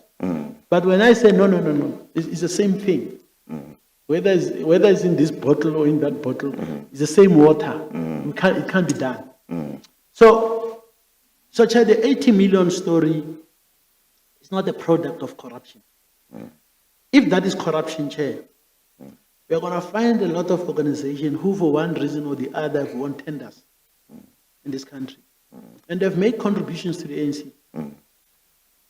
They never influenced Dr. Mkhize, and I must defend him in this particular instance. He was not there when we did the PRASA deal. He came there or rather the Sufambo transaction. He came there, he was elected in December 2012. We awarded the contract to Sufambo. He started coming to that space late in 2013, 2014, Chair. And if indeed Maria Gomez gave money to the ANC, we have to check whether it comes from other businesses or it comes from Sufambo, Chair. I don't believe it came from Sufambo. That is one thing that is there. But we know that has been used as a basis to suggest corruption. I looked at the report of the liquidators and the investigators, Chair. Let me say, Chair, they didn't even know what they're talking about. Look at the transcript. The guy says, I don't know the transaction. Yet, he's able to say, in fact, what the reports of that of the investigators to this commission, or rather the liquidators and the investigator, what they're saying to this commission, they're saying two things, Chair. They're saying PRASA didn't pay 3.5 billion in line with the contract. It only paid 2.6 billion. Trains were delivered, Chair. Out of that 2.6 billion, about 2.2, 2.3 billion went to two places. One, it went to Foslo, the company that built trains, which means the money was used to buy components and other things. Now we are satisfied that, actually when I read that report, I was satisfied that the bulk of the money we paid went towards building these trains. That's the first issue. Secondly, the money went to SARS. And that you had about 280 million that went to the directors of Sefambo. Now, when you listen to the newspapers, 3.5 billion has been stolen. We never paid 3.5. We paid 2.6 billion rands. 2.3 billion rands went to the company that built the trains, and money went to SARS. And effectively, the issue under discussion is whether the Sefambo was entitled to the 280 million rands and whether it should pay. And what kind of corruption is that? Finally, Chair, the report of the liquidators. For me, when I read it, I was not interested in what I just said. I wanted to see the money flows. They said, follow the money. I wanted to see who at PRASA has been paid. Not even a single person has been paid. The liquidators and the forensic experts, they never found a single one. Now, what kind of a corrupt deal is that, Chair? It can never be. The issue is that we are now taking how the Sefambo directors use that 280. Buying it up, somebody buying a house or whatever. And we say, no, it's proof of corruption. It's not, it's so false, Chair. And I think that as a commission, we need to deal with that, and all the PRASA hearings that we had, I followed them with interest, Chair, because for me, I'm vested in the truth. So the money was paid. Maria has confirmed paying some money. It is not money. She said, no. Like, I'm involved in oil, I'm involved in other things. I put money into the ANC. And as an Angolan, me and my husband, we are the friends of the ANC who put money. The ANC knows that I met Maria Gomez through leaders of the ANC, not in some corners because of the PRASA deal. When we did the deal, she was not there. I never knew her, Chair. Finally, Chair, let me say on this one. I tried to see Dr. Mkhize, and it's in my affidavit.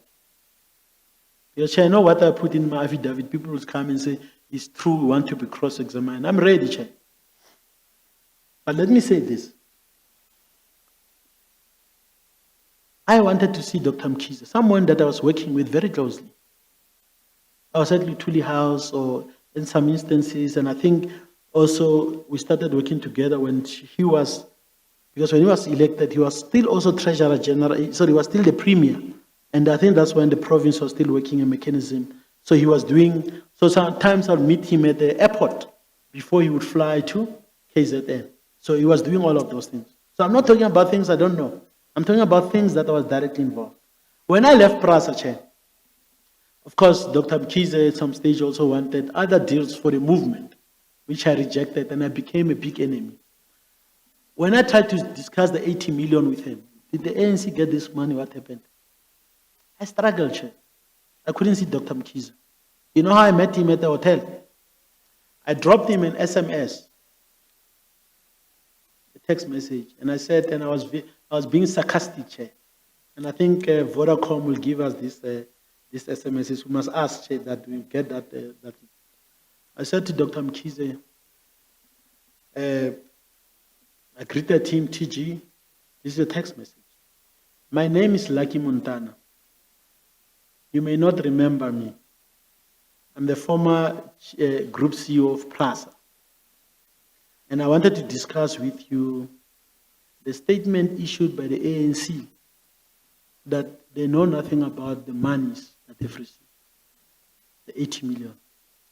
And I said, if the statement of the ANC, and I use the word if, Chair, guardedly.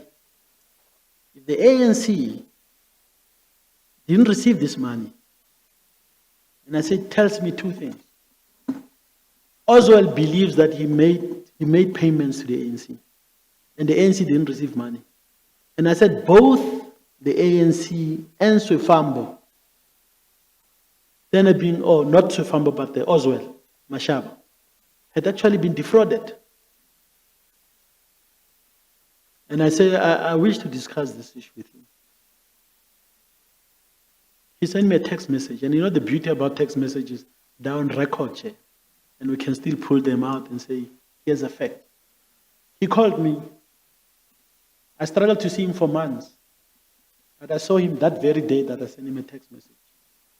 He called me and said, I'm at the hotel in Santen, come and see me. I went there. When I got there, the first thing he did was to berate me, and it's again in my affidavit. How can you say these things on an SMS?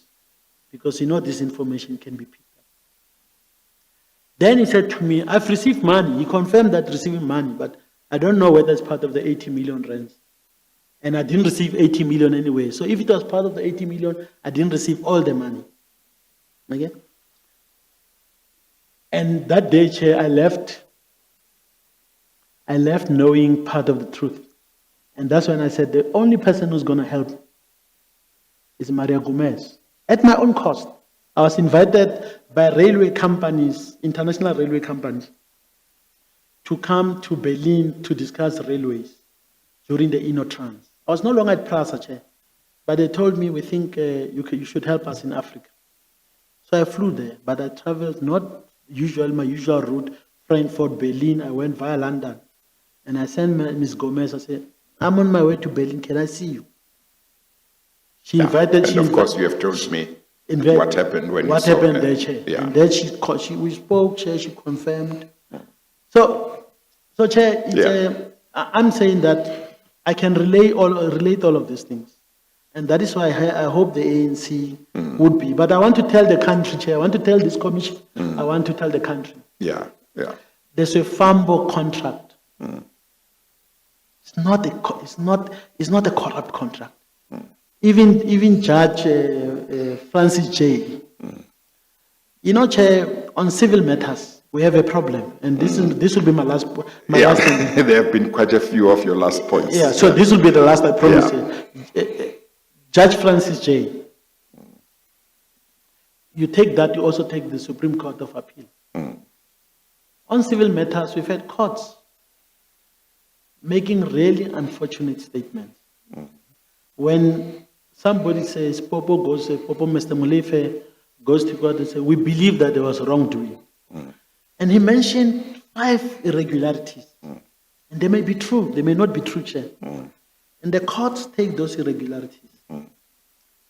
And at that time it was common, Chair, that when you deal with PRASA, you're dealing with a big tsotsi, Lucky Montana. Even when he was not before court, the judgment must be as damning as possible. Okay? And Mr. Soni said he'll accept those judgments. But the civil judgments, and you'll see, Chair, that when I go, I deal with each and everything. Did Swefambo front? No, Chair, there was no fronting. Was there money paid? And if there was money paid, Chair, you know who it will be paid to? It will be paid to members of the bid evaluation committee, bid adjudication committee, the CEO of PRASA, the board committee on procurement, and the board of PRASA. Then why don't you call all of these guys and deal with that issue in that way? Okay, let's hold it there. I'm sure that later on, it won't be necessary to go into a lot of details on issues that you have dealt with already. Mr. Soni? Now, in fairness to the ANC, Mr. Montana, at page 214, page 132 of SS4, Mr. Mashaba says, by virtue of the foregoing... I'm sorry, that's PRASA bundle C1. Exhibit Sorry, SS4. as you please, Just to make sure. No, It's always more convenient if Yeah. you start with the bundle, Bundle. then one knows whether one has got the right bundle. Yes. Okay, and what page? At page 214.134. Yes, okay. By virtue of the foregoing donations by leasing for the benefit of the ANC, the donations by leasing for the benefit of the ANC never reached the ANC, and Maria Gomez and Mr. Sabelo have unlawfully received and retained the sum of 79.4 million rand, and accordingly these amounts are refundable to leasing. Well, Chair, I'm happy to hear that, Chair. I haven't seen this. I'm seeing this for the first time. But if that is the position, Chair, I think that I'm happy because it indicates that the noise that the ANC took 80 million from Sefambo was false, and it also tells us that the statement made by Popo Molefe under oath that the ANC received 80 million, Chair, was actually false, and he misled Judge Francis J. in this particular regard, Chair. Because I think some of the strong statements about corruption, they even emanate from this kind of thing, Chair. Now, when Mr. Soni, when Mr. Mashaba says in paragraph 6 that you just read, these amounts are refundable.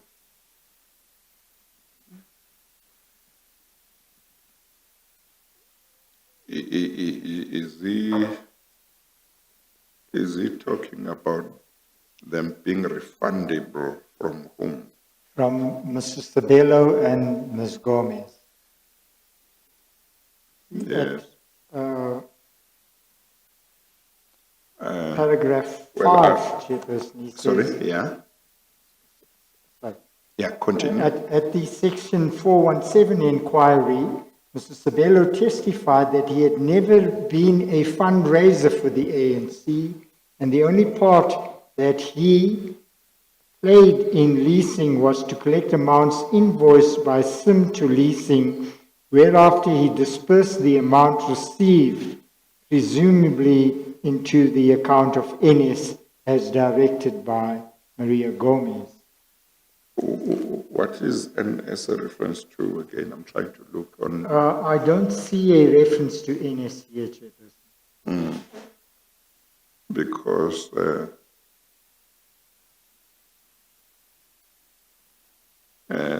from paragraph 5, it appears that Mr. Mashaba says GS, that is Mr. George Sabelo, Yes. gave evidence at the section 417 inquiry to the effect that one, he had never been a fundraiser for the ANC. Two, the only part that he stroke NS, or NS would be the law firm. Oh, the law firm, sorry. Yeah, I think it's the yes. law firm. He stroke NS played in leasing was to collect amounts invoiced by SIM. What is SIM? SIM is Similex. Similex. Yes. Oh, That's Mrs. that Gomez's firm. entity, yes. Was to collect amounts invoiced by SIM to leasing. So Similex would have sent invoices to leasing, that is Swifambo. So GS, Mr. Sabelo, according to Mr. Mashaba, says his role and the role of his firm was basically to claim from Swifambo what the amounts that appeared in invoices sent by Simlex. That is so, yes. And whereafter he dispersed the amounts received. So he would have known how he dispersed the amounts Yes. that he received as directed by MG. That's right. That is Ms. Mrs. Gomez. Yes. So So he would say where he directed those monies. So what, and I'm just taking the big picture that emerges from the flow of funds, Yeah, is that monies were dispersed by Swifambo to Similex. yeah, Bello is saying that I received instructions from Maria Gomez to pay these amounts to Similex. So that's the amount of 79.4 million rand. But Mashaba is saying that that money never, because Sabelo was never a fundraiser for the ANC, that money never reached the ANC.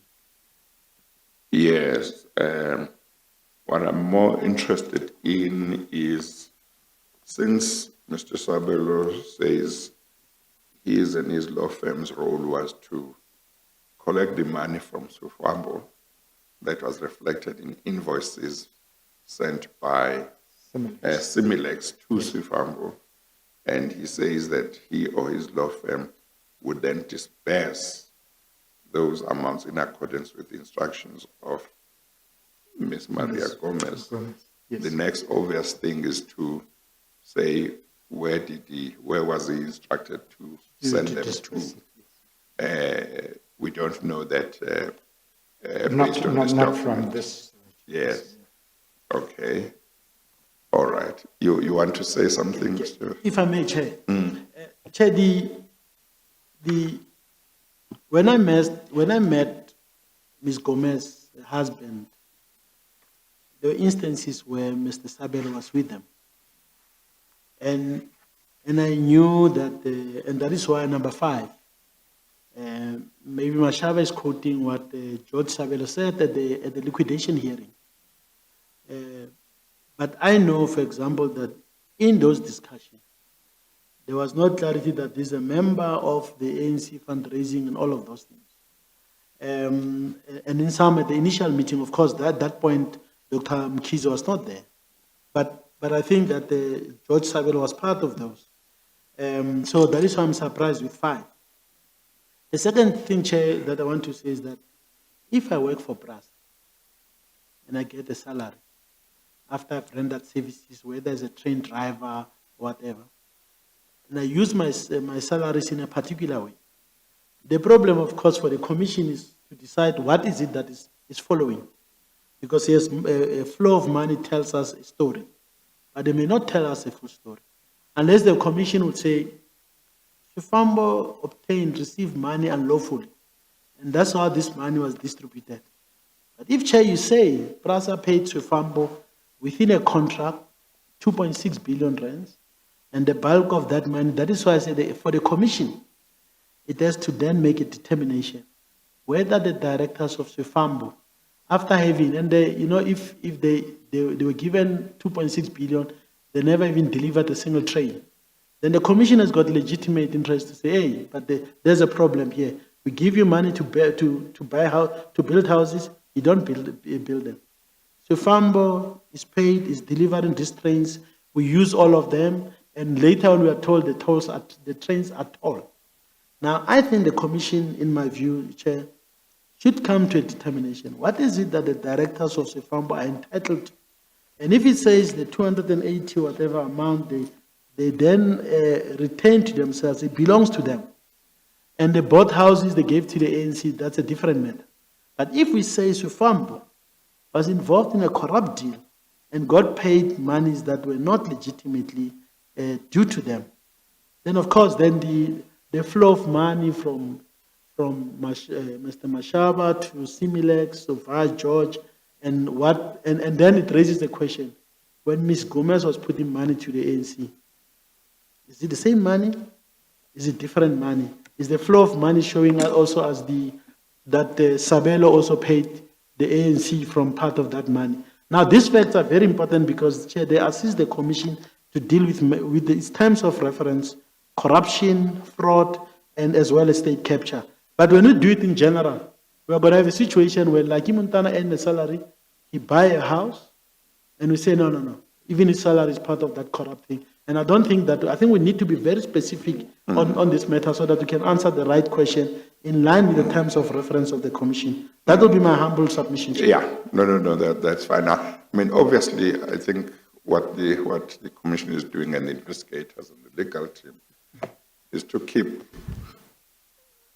our minds open that sometimes something that may look legitimate and innocuous might not be, and sometimes something that looks illegitimate and criminal might not be.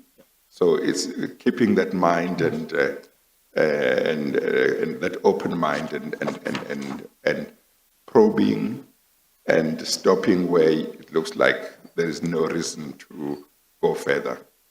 Okay, Mr. Soni. Can I then ask you to turn to the same bundle, that's bundle C1, SS4, the same document, to page 214.149. Oh, sorry, before we go there, can I just keep you at 133, Mr. Montana, and say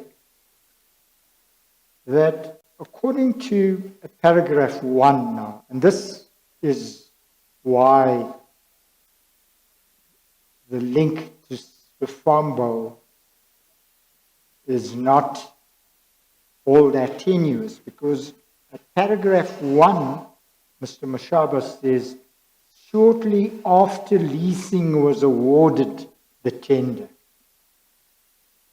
this approach was made. I'm just making the point that in Mr. Mashaba's mind, certainly the award of the tender and the approach are not unrelated. Whether that's correct or not, I'm just making that point. And he's saying this on oath. No, Chair, I would accept that. The issue, of course, for the investigators have got an interesting job to find out from the Sabelo and the other person to say, when you approach, were they informed by PRASA people? Were they doing all? Because we were trying to get to the bottom of corruption. Okay. But let me make another point. Of course, I can say, and you may have been aware from the media, that the commission had issued summons against Mr. Mashaba for him to come and give evidence. And he decided to defy the summons and not come here, complain to us. As far as I know, I gave instructions that a complaint be laid, and I think it was laid with the police. But that's just one fact, you know. Of course, there is the issue of Mr. Joshua Sabelo as well. Chair, on a lighter note, would the commission consider, because I was also defying the summonses from the commission, I've changed my mind. Is it not better for the commission to contract me to convince all people who are defying the commission to be able to come? Of course, it will come at a fee, Chair, but it's something that the commission, I know the time of the commission is coming to an end, Chair. Yes, but is that something the commission would consider seriously? That's on a lighter note. Mr. Soni, I see we are at 1 o'clock. Can I just finish this, Yeah, Chairperson, that's and fine. it'll finish... That's fine. Well, I can just say on a lighter note, Mr. Montana, that I thought that, the commission would get very good cooperation from lots of people. And it has got good cooperation, but there are some who don't think that this commission is such a good idea. You can do it as an emergency appointment, considering the time is coming to an end, and that you can't go out on tender because then you'll award in 6 months.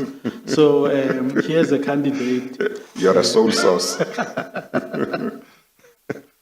Yes, Mr. Soni. As you please, Chairperson. Can I now ask you to turn to page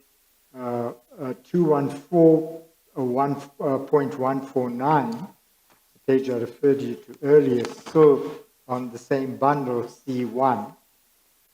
And this is now a continuation of the affidavit, but under note 32.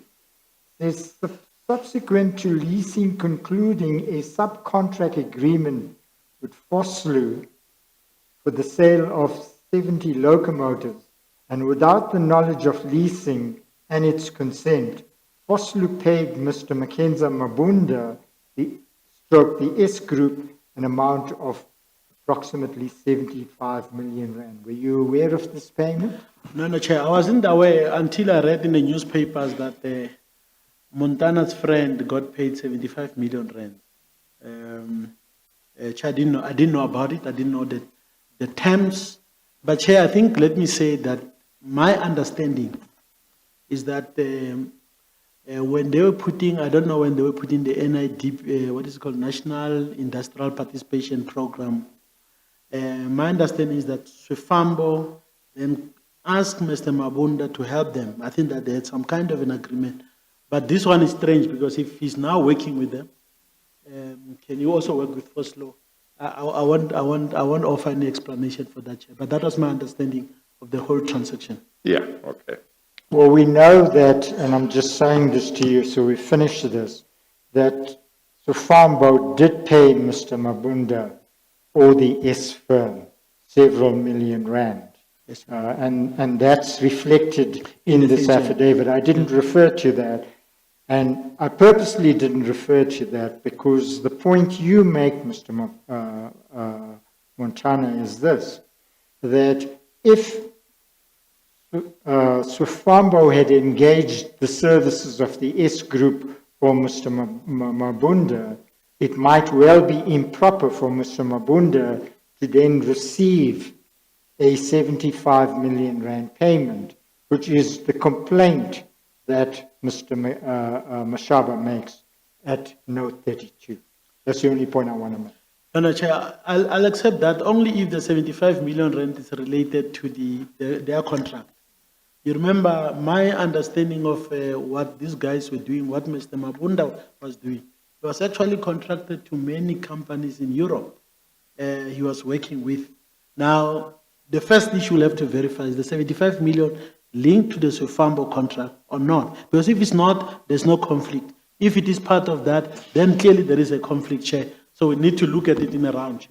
Well, fortunately, we won't need to look at it. It will be some other forum that will. Okay. I'm just saying that in Mr. Mashaba's mind, Yeah. that is the impropriety on Mr. Mabunda's part. No, I know that, Chair. Okay, all This right. would be the idea. Let's take the lunch adjournment. As you please. It's 5 past. We'll resume at 2:05. We adjourn.